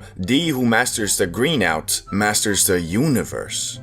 Okay, well that's kind of an overstatement, but nah, for real, if you want to learn how to never green out again, then you're in the right place. Cause being that I do have a PhD in spliff rolling, a master's degree in avoiding bad trips, and a bachelor's in high thoughts, I am more than qualified to teach you the ways of the Za. First things first, what are the symptoms of feeling too high? Well, the Cambridge Dictionary describes greening out as greening out is a term described as being so goddamn high that you start tweaking like a schizophrenic that hasn't taken his pills for a week. The symptoms of this state include dry mouth, anxiety, paranoia, thinking of that one time you should have done that one thing a little bit differently, etc. As we can see, greening out is obviously not a pleasurable experience, and to know how to counteract this phenomenon, we must analyze the 3 main types of greenouts. Number 1.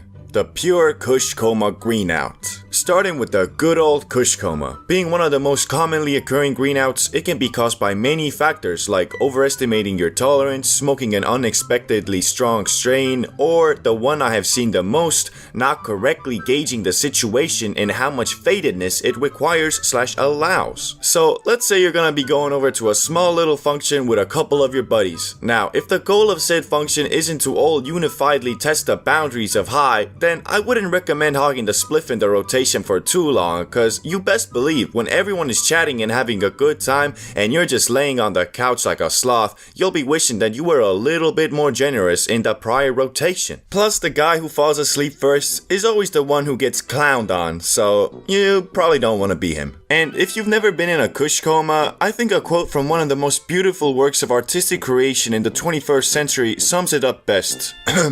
It's the blunt after blunt rotation. Now I'm in a Kush coma off the OG aroma, and my brain going on vacation. Kush coma, Kush coma. I am in a Kush coma. Beautiful. Anyway, let's move on to the second type of greenout, which is number 2, the random anxiety greenout. Now, this is the traditional paranoid greenout. It can be triggered pretty much whenever. I mean, really, sometimes the green holy plant just feels like messing with you and decides to do something like this. Oh boy, I'm excited. Can't wait to just lay down and have a good old time. A few moments later. Hey, remember that cursed movie you watched as a kid? Yeah, that was stupid. Yeah, it was. But you're enjoying this Zaza too much lately, so I'm just gonna make your brain think that it was real, so you get real spooked and can't sleep all night. That cool? What? No! Okay, bye. So, as you can see, these are kind of the worst, as there's no real counter for when the grass decides to screw with you. The only thing that can at least help prevent this from happening is your experience as a blazer, cause at some point, you get used to the occasional mind tricks of the za. Anyway, let's move on to the last and rarest one. Number 3, the situational greenout. Even though this one doesn't happen often because most people who decide to get faded into Universe 7 plan out a safe area where they can enjoy the grass in comfort. All that being said, however well you plan, there is always the chance of an urgent mission popping up. And I mean, what can you really do when, I don't know, your homie's about to be jumped by a ragtag bunch of 13-year-old UK roadmen? The only correct answer is you gotta get your baked ass up from that couch you've melded with, pull up on the situation, and handle it like a man. Could you guys stop calling my friend the waste man, whatever that means? Man, shut up, blood, before you get chinged by the mandem, plotty waste man in it. What, I'm not a waste man, okay? And I can see we're not getting anywhere, so I'm gonna go now. Ching him up. Okay, well, you're probably not gonna be in situations exactly like that, but you get what I mean. Now that we've learned about all the types of greenouts, how do we counteract them? Well, if I'm gonna be honest with you guys, I don't have that master's degree in avoiding bad trips, although the split rolling one was not a lie, and therefore I did nothing wrong. By Prime Energy. But it's rather simple. To avoid the Kush coma, don't smoke as much Kush. The anxiety greenout can easily be avoided with basic strategies, so if you're going to a place filled with new people, it's probably not the best idea to hit that double Benjamin. And the last one, well, can't do nothing about that. Just hope you don't get chinged, I guess. Bro, I'm telling you, 2023 is gonna be my year. I'ma stop smoking Zaza, start chasing the bag, and stop chasing these females. Plus, I'm gonna get a 6-pack. Damn, bro, that's awesome. You just gotta stick to it, I guess. Of course I'ma stick to it, fool. I'm built different. Anyway, what's your resolution for 2023, man? I don't know. I don't really have any specific goals. I guess I'm just gonna keep doing what I'm doing. Man, you ain't gonna escape the Matrix like that, fool. But no worries, bro. It's lonely at the top. I'll be sure to take you with me. Okay. Thanks, I guess. But right now, we party, son. Started from the bottom, now we're here. 2 weeks later. Hey man, you wanna go to the gym today? I saw you got that New Year subscription. No man, I got stuff to do today. Sorry. Okay, well maybe next time. Yeah man, for sure. What's up, man? Trying to go to the gym today? Actually, I work out at home now, and man, you gotta stop calling me, bro. I got money to make, you know? Yeah, I get you, bro. Get that bag then, man. Just wish you the best of luck. Yeah, man, see ya. Okay, time to watch some TikTok. What you just saw is based on a true story. Well, maybe not the TikTok part, but regardless, why everybody always thinks shit gonna change on New Year's? Like, bro, if you eating KFC every day and haven't picked up a weight in the last 365 business days, then why you assume that your whole mentality and personality gonna flip cause the number on the calendar changed? Don't get me wrong, I respect them New Year's resolutions, but I don't respect fools who try to get some type of gratification from telling people theirs. And to be honest, the dogs who actually follow up on their resolutions are the ones who move in silence on some Godfather shit. I ain't never seen anybody ever in the history of mankind loudly parade their resolution and actually do it. In fact, here is an insider tip that might just change your life, dog. Never tell people your plans and goals, because the act of doing that makes you feel like you already did it. Think about it. You ever tell someone your plan or your goal and whilst doing it feel a dopamine hit or, just good? Well, depending on the type of person you are, telling someone what you're gonna do will make your brain think, oh, this guy totally believes in me and he knows I'ma pull it off. I'm a total Chad, aren't I?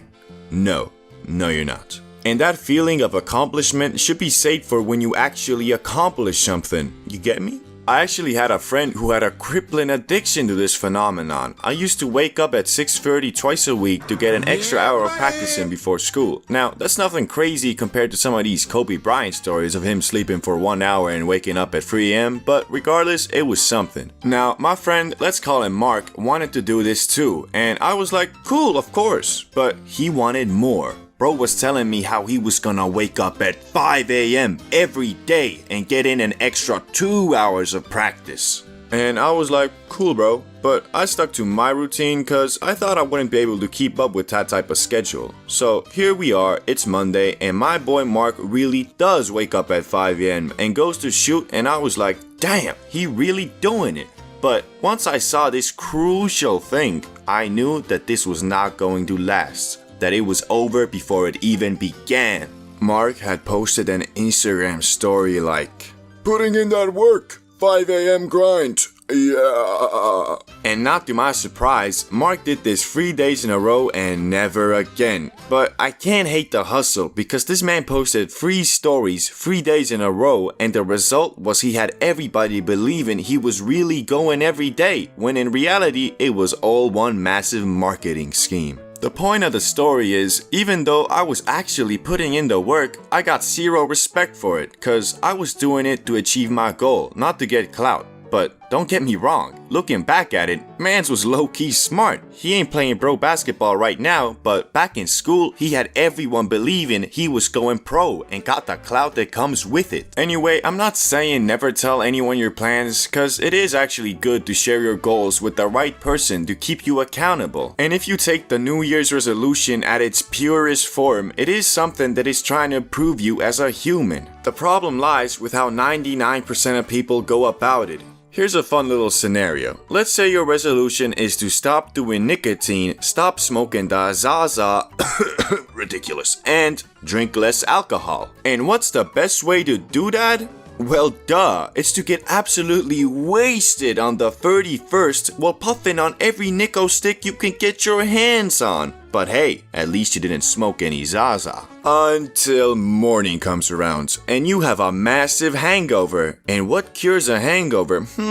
The heavenly green plant, of course, you silly boy. And I mean, technically, you already failed your resolution cause you were doing all the things you'd say you wouldn't after midnight, so might as well just inhale the cure as well. And here you are, hungover, body still buzzing from the Nico, and you're faded than a hoe. Not to worry though, there is hope. Instead of setting impossible goals that will only leave you discouraged, how about start off small and build from there? I just don't understand why people think that something's gonna magically change on New Year's. It's not. You're still gonna be the same you with the same goals, same problems, same hoes, same paper. For example, if you wanted to become a millionaire, do you think an approach like this would work? Okay guys, here's what I have decided. I'm gonna become a millionaire. How you gonna do that? I'm gonna start $1 million business. And what would that be? I'm gonna start a tech company that sells the improved version of Neuralink. Bro, your special ed Humpty Dumpty ass couldn't even pass 10th grade science. How you gonna do that? Man, shut up. I'ma hire people who know how to do it. With what money?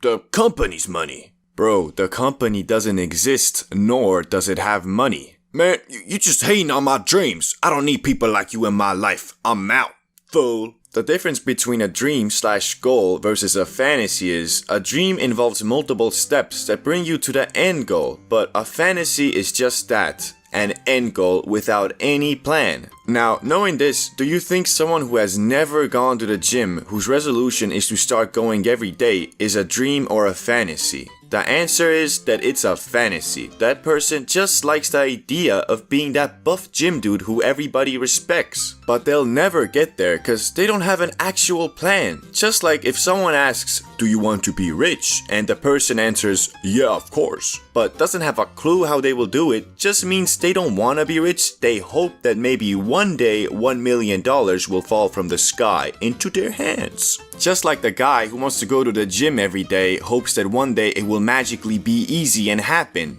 But hey, enough of this Andrew Tate shit. Let's talk about my favorite part of New Year's, which is getting absolutely destroyed. Now, all that stuff I said is meant for people who have New Year's resolutions. But for someone like me who just keeps cruising whatever time of year it is, I see New Year's as the perfect time to get hammered and spit some game. Traditionally, I would always go to a specific city where I used to go to high school and party. But this year, I was baffled to find that my standing in the party town had been greatly reduced thanks to my absence and was not invited. So my master plan was foiled by none other than myself. My ignorance to my social standing screwed me over. So how did I spend my New Year's, you might ask? Well, what would you do if you wanted to have a fun time and were bummed out from having no friends? Fade it in a hoe, fade it in a hoe, fade it in a hoe, fade it in a hoe, fade it in a hoe. Yeah, I got faded in a hoe. I think all of us here have been high before, and probably drunk too. But have you been both at the same time? Crossfading. Getting this mixture right is unfortunately quite hard, cause if you smoke too much, you'll be reduced from Mr. Life of the party into a disabled slab of meat on the couch, where you'll spend your night alternating between scrolling TikToks and eating Doritos from your belly. But man, you get this concoction of THC and alcohol right, and the two chemicals will fuse with each other and create something more than they were separately. You'll become Stage 7. I'm so fucked up, man. Nah, but for real, you know how the magic spice makes everything interesting, but at the same time it throws you in the 10x gravity chamber with Vegeta, so every drop of energy you spend feels like you just ran the 100 meters and barely clinched the win over Usain Bolt. Well, the Henny will fix that for you, so if you get the mix right, everybody's stories and conversations will become 5 times more interesting. But at the same time, you also riling off the Henny, so you got the energy to do stupid shit while being zoinked out of your mind. Hey bro, what you doing up here? Shit, we about to jump into the pool, fool! Ain't it a little small? Nah man, it's good, look at this! Hey bro, can you call the ambulance? I'm actually in very serious pain right now. Okay, so I've talked about how awesome it can be, but man, if you're actually wasted, don't smoke the za, cause the za makes it very hard to vomit, and if you're drunk as fuck, you can see how that can be very dangerous. But man, I swear, these guys be enemies one day and best friends the next, cause if you know anything about science like I do, then you know that the best cure for a hangover is that Cali exotic bud. So I always pack that first aid kit for the morning after the party. It can even be used as a vaccine, kind of. So by that I mean if you smoke up before a night out, your hangover won't be nearly as bad. I don't know, at least that's how it works for me. But bro, this one time I was celebrating my high school graduation by going camping with our entire class, and you know your boy got straight obliterated off the Henny and za. But thankfully in the morning I wasn't feeling too bad, but I felt it getting worse, so I went to my homie Salamander and politely asked, "Shall we partake in the rotation of the spliff, my dear man?" "Yes, I believe that is a stupendous idea." "Fabulous, shall we?" We shall. And after that holy rotation, I was suddenly cured and went on to spend the whole day hanging out with our class in castle ruins, museums, boring shit like that. But once we got back to our campsite and my high had almost faded, I suddenly got real sleepy and I wasn't feeling so good. So me being the total geek I am, went to bed at 9 p.m. on my last day before I never saw these people again. And it must have been divine punishment or something, cause I woke up with my first and worst hangover I've had. And here's the kicker, I was out of kush, feeling like a badly programmed NPC. I hated everything that wasn't lying on the ground, fading in and out of sleep. Worst part was, everybody started packing and getting ready to leave, whilst I was in the most agonizing state my body had ever been in. I'm usually one to push through the bad trip or not feeling so good, but that day I was absolutely defeated by mortal man's only weakness, hoes and booze. I guess what I'm trying to say is, being crossfaded is usually a hit or miss. You either have the time of your life or you overdo it and end up being the weirdo at the function who falls asleep on the couch overnight, or even just blazes up at home and just forgets to even go to the party. Wait, why am I even going to this party? Mushrooms. They are famous for their mindset-changing properties, but to me, they have always just been a funny fungus that makes you see stuff. Until the day me and my brother decided to do something this bearded guy called the heroic dose. And well, I can now confidently say that Mario is one crazy-ass motherfucker.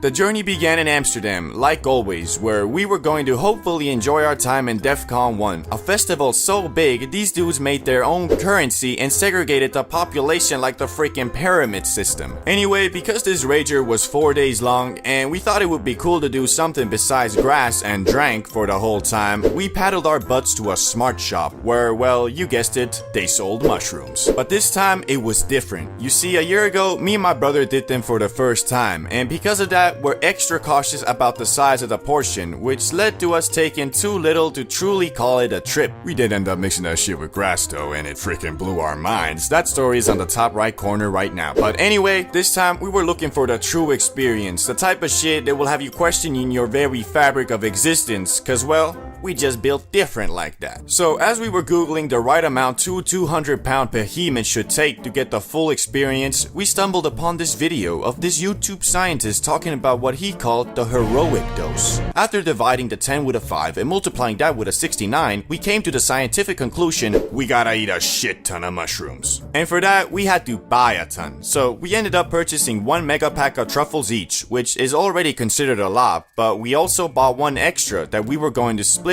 to make it a ultra trip. Now, unfortunately, these truffles weren't allowed in the premises of DEF CON 1, so we did the only logical thing and hid them in the woods surrounding the festival area, which is important because this would end up making our journey 10 times more difficult. Anyway, 2 days went by of just chilling when we finally felt comfortable enough in our accommodation to decide, let's go get those goddamn mushrooms. And with that, we started our 10-mile hike to secure them things. To be fair, it was our own stupidity that led us to walk in 10 miles instead of 1 because, well, you know, we Gen Z at the end of the day and we don't know how to read no damn map. But regardless, we powered through with only our clothes, DEF CON wristband, and our trustworthy flip-flops. And thankfully, no one had stolen our hidden stash, so now like a pair of wild animals, we demolished those shroomy shrooms looking like Mike Tyson on Impulsive for the next 3 minutes. Once we got that done, we walked back to the festival with the intention of going back to our tent. But unfortunately, having walked 10 miles in flip-flops in the scorching sun, once we saw 2 hammocks under the shade of a tree, we folded like a Nintendo DS and laid down and waited for what was to come. And at about the 30-minute mark, I felt the first bit of kick,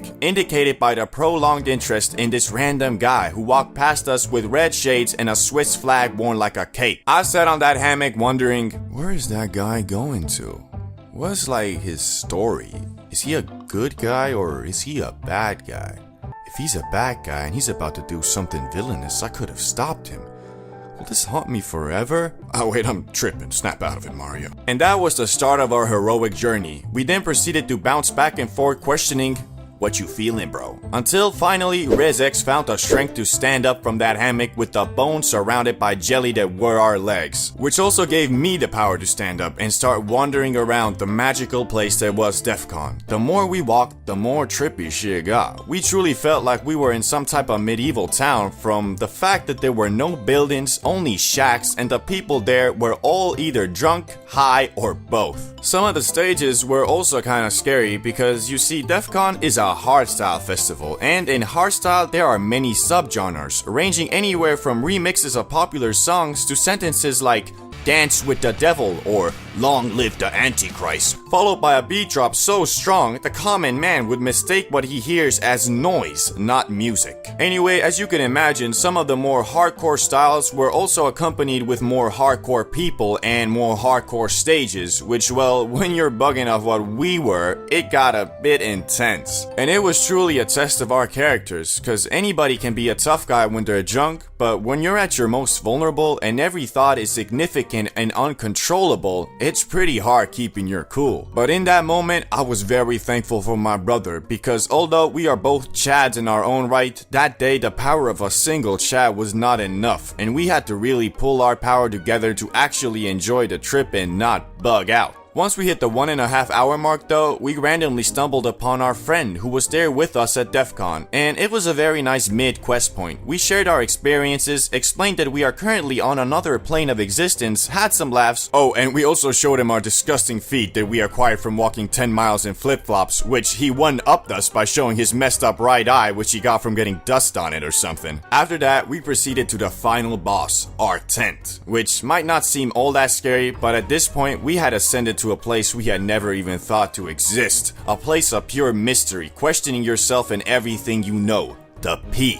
Unfortunately, I can't really talk about most of the stuff we discussed because it was some real deep shit. But I will say it was one of the toughest experiences I've had. It was scorching hot, we were 1,000 miles from home, and we were just not in the correct dimension, bro. Coupled with the fact the tent was damn orange and illuminated everything to look like Donald Trump's tan. And bro, the moving patterns, they were endless. But at the end of it, we walked away with a lot of knowledge about ourselves and broke barriers in our minds we didn't know were there. So this heroic dose, just like the name suggests, is only for people who are courageous and strong enough to withstand it, because this was no easy smoke grass and play Xbox trip. This was a full-on journey. I'd even go as far to say this was, or at least felt like, a main storyline quest in our lives, which after completion we really did feel accomplished that we endured. Edibles, part of the holy trinity when it comes to getting as faded as humanly possible. And the reason they are so potent is that in the act of cooking the za, the THC transforms into something beyond its normal powers and becomes Super Saiyan za,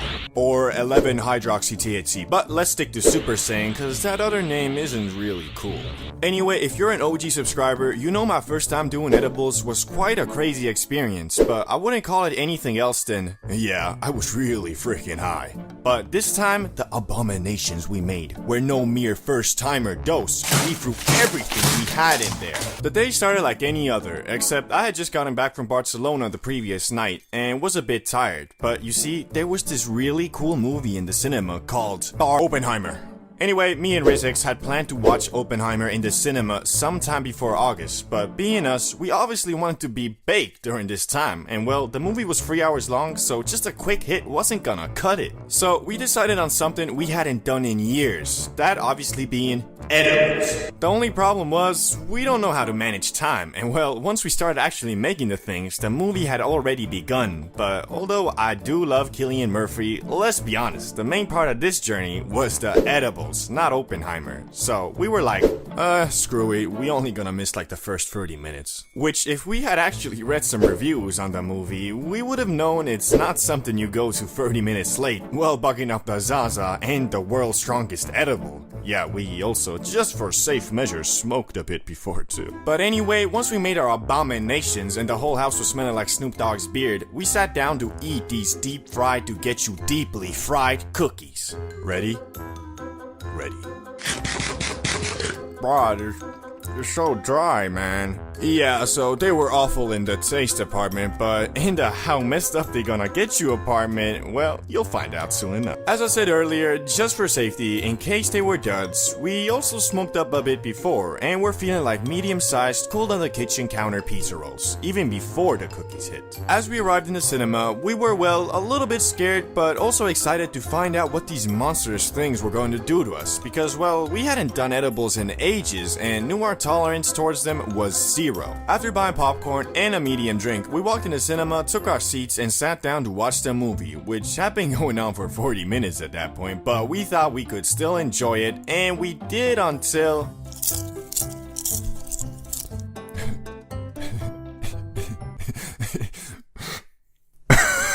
Bro, I could not stop laughing, and that's when I knew the edibles had hit. Now, up until this point, I consider myself a man of pure willpower and mental fortitude, and that there's no way some green plant was gonna get me bugging. And for the first 30 minutes after feeling them hit, it was true, until I got the ultimate disability the Za can curse you with. I'm talking, of course, about manual breathing. I was sat in that cinema like a full-on tweaker, and bro, it did not feel good. Like, however hard I tried to destroy the Super Saiyan Saw with my mind, I just couldn't. And Riz X was low-key tweaking too. Plus the movie, well, it was kinda shit. And before you roast me in the comments, I think Oppenheimer is a great movie. Just arriving 40 minutes late and bugging off Super Saiyan Za wasn't the best idea for a story-focused film. So, we decided to get the fuck out of there. And bro, I don't even know how to describe what I felt and saw once we opened the gates to the outside world. Bro, I was feeling like my senses were turned up to 10,000% overdrive, and bruh, I'ma be honest, I was not seeing straight. So although we drove to the cinema, we were in no shape to drive back, so we just started paddling our demon-eyes looking butts home. Until at some point, we found some e-scooters, so we rented those and just started blasting away. And what an amazing time that was. Like, every switch of scenery felt like a brand new biome. Like, at some point, we took a little detour through a park, and bro, we felt like we was in a damn jungle. Like, even the slight rumble and turbulence we got from the road made it feel like we were true explorers on not e-scooters, but one of those safari exploring buggies riding through unexplored wildland. But anyway, once we got back home, I decided to look in the mirror to see if I looked as high as I felt, and well,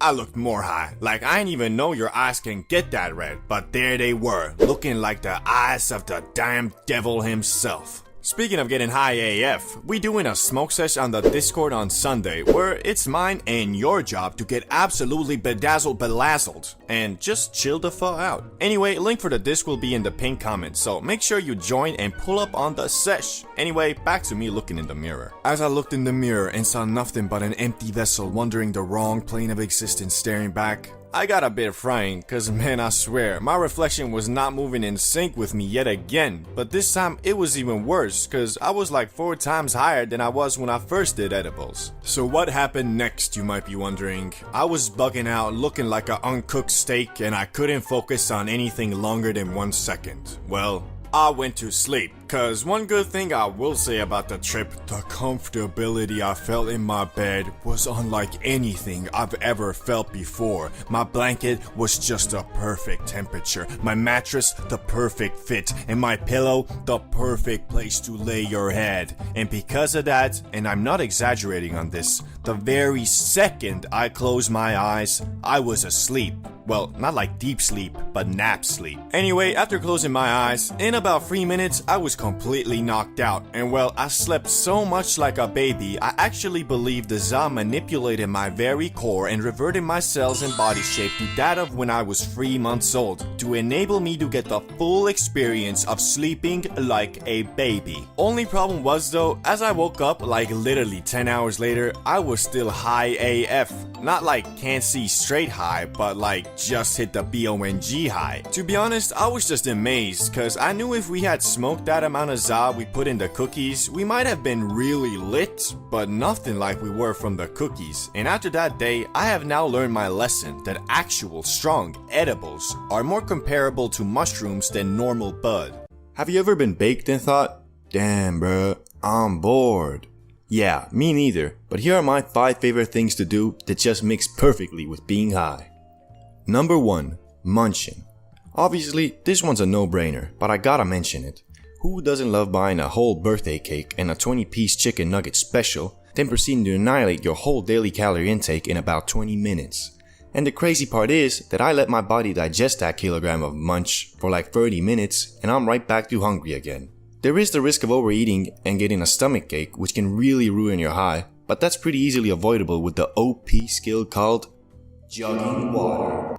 Pretty much, just drink some water every 5 minutes of munching and you physically can't get to a point where your stomach gets cramped, cause it's too busy being full of that health potion called H2O. Number 2, going outside with the homies. Now this one has a high cooldown, meaning if you do it for multiple days in a row, it'll get progressively more boring. But I think the most important factors for if you find it fun or not is what people are you with and your stoner power level. Now, your stoner power level is determined by the strength level of these 3 attributes: tolerance, confidence, and not giving a fuck. With tolerance comes experience, and with experience comes confidence, and with confidence comes the power to remain calm in every situation. So basically what I'm saying is, if you're baked out of your mind and you see some sleep paralysis demon type shit, you gotta be high enough stoner power level so you can remain calm and just go jump that goofy looking fool.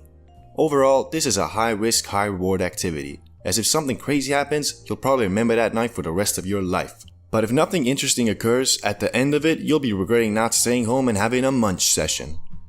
Number 3. Playing video games.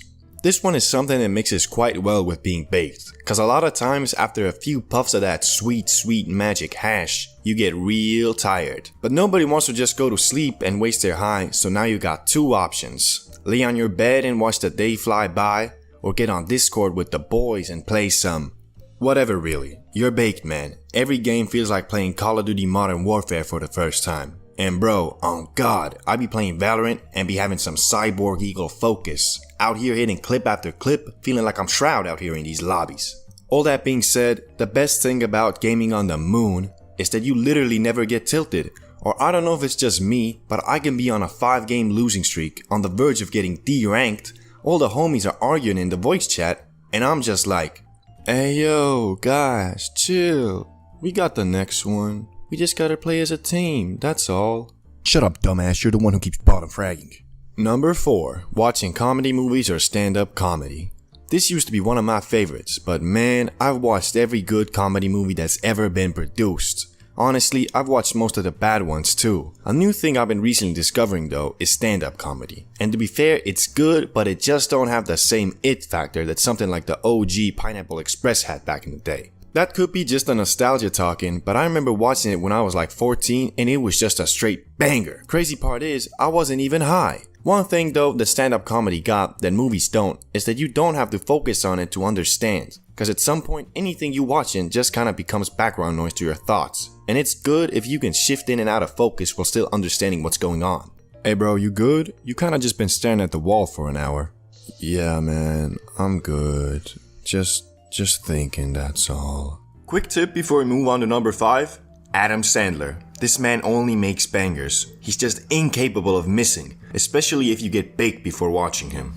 Number 5. Listening to music and just vibing. This one can be a little controversial if you don't live alone, firstly because it is not something a non-baked human would consider as a normal pastime activity. But shit, when I'm suited and I suddenly remember a great song from my childhood or something and start vibing to the music video, I'll be feeling like I'm right there with my man Eminem rapping about being the real one out of all these fake shadies. This is also one of those rare activities where there is literally no downside to being as baked as humanly possible. What I mean is if you're just high, every lyric and instrumental connects with you. When you're at the level above high, you be feeling like you're right there with the artists. You go even one step further, and now there is officially a full-blown music festival going on right in front of your living room mirror, and you're at the main stage with thousands of fans cheering your name. Just remember to be mindful of how loud you're being, cause nobody wants to deal with an angry neighbor, especially when you're suited out of your mind. So, you've made it all the way here. Well, thanks to that, you get to discover the secret 6th activity on the list. Number 6. Getting more high. You might say this is obvious, and it just may be, but there's a certain sense of exploration and wonder in trying to reach new heights and go beyond the limits of the mortal man. Also, this isn't as easy as it might sound, because if you're a daily smoker, your built-up tolerance just won't allow it. That means you gotta take a tolerance break for at least 2 weeks to even think about doing this activity. But oh boy, once you meet the criteria for this one, it sure is one hell of a fun time. Unless you have a bad trip or something. But shit, just don't be a pussy and you'll be fine. Hey yo, so that was it. Hope you discovered at least one new thing to do while high. Have you ever gotten like really high and thought, man, I got a lot of energy right now. I don't feel like just sitting around and munching all day at all. Yeah, most likely not. But if you've leveled up enough and are determined to go on an adventure, here are my 5 best places to go well baked. Number 5. The park. This one's a go-to hangout spot for most cannabis enthusiasts because, well, it's the park. There's all kinds of nature there, plus the overall vibe is nice and chill, especially if it's a sunny day. This place is at its best when you're with your friends, cause someone always comes up with the randomest idea that ends up being fun as fuck. Hey guys, you see that tree there? Yeah, what about it? I think we should all climb it, right? And smoke on the tree. Bro, you're a goddamn genius.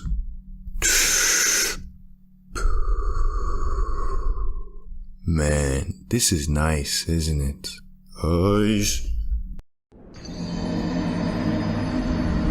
You can also go at night, which makes it a whole different type of cool. Get soinked, put on some scary music, and just walk around. I've had instances where I'm dead certain I see a goddamn demon next to a tree, lurking, waiting for the perfect time to possess me. But you know your boy a level 5000 holy warrior, so I ain't worried about no Annabella pulling up on me, cause I keep that Excalibur real close. Fatality.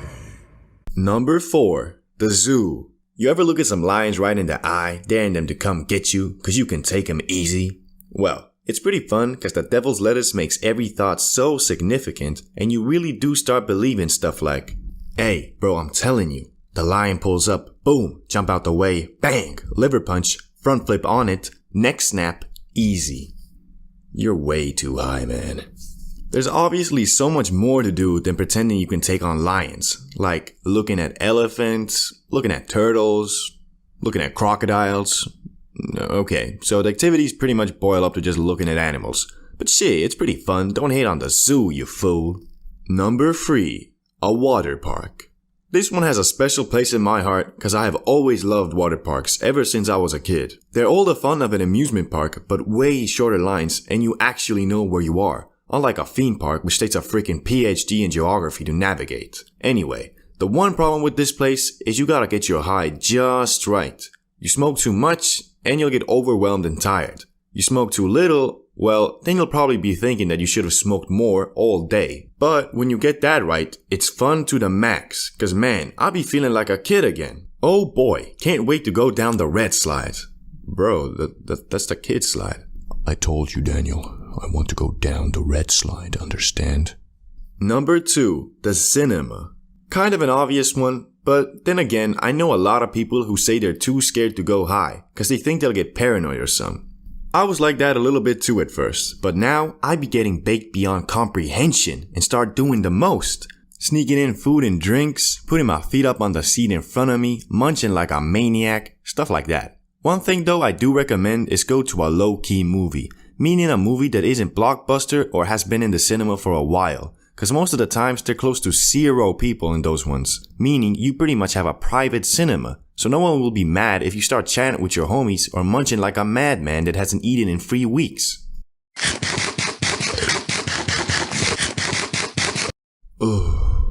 Hey, what movie we watching again? Number 1. You or your friend's place. I'ma set the scene. You have a free day and you're bored. You watched everything good in the cinema, been to your local water park 1,000 times, and unfortunately, it's a cold and rainy day, so you don't want to go to the park or the zoo. Here you are thinking, man, I'ma really spend my free day doing nothing. When you feel your phone vibrate and you check and see it's your homie, Michael. You answer the call and he's like, hey yo, my parents went away for the night. I got the whole house to myself. I was thinking, you, me, and Daniel have a limit-breaking smoke sesh and see where the day takes us. There's just something about smoking up with your homies in a crib by yourself, knowing you have the whole day to just find entertainment in the stupidest things. Okay. Okay, I'm feeling it. Yeah. Hey. Fly like a dragon, sting like a bee. Mess with me, homie, you messing with the team. Got lots of guns, got lots of money. Spend it all on a pack of honey. Ay, bang. Bro, that shit was straight fire.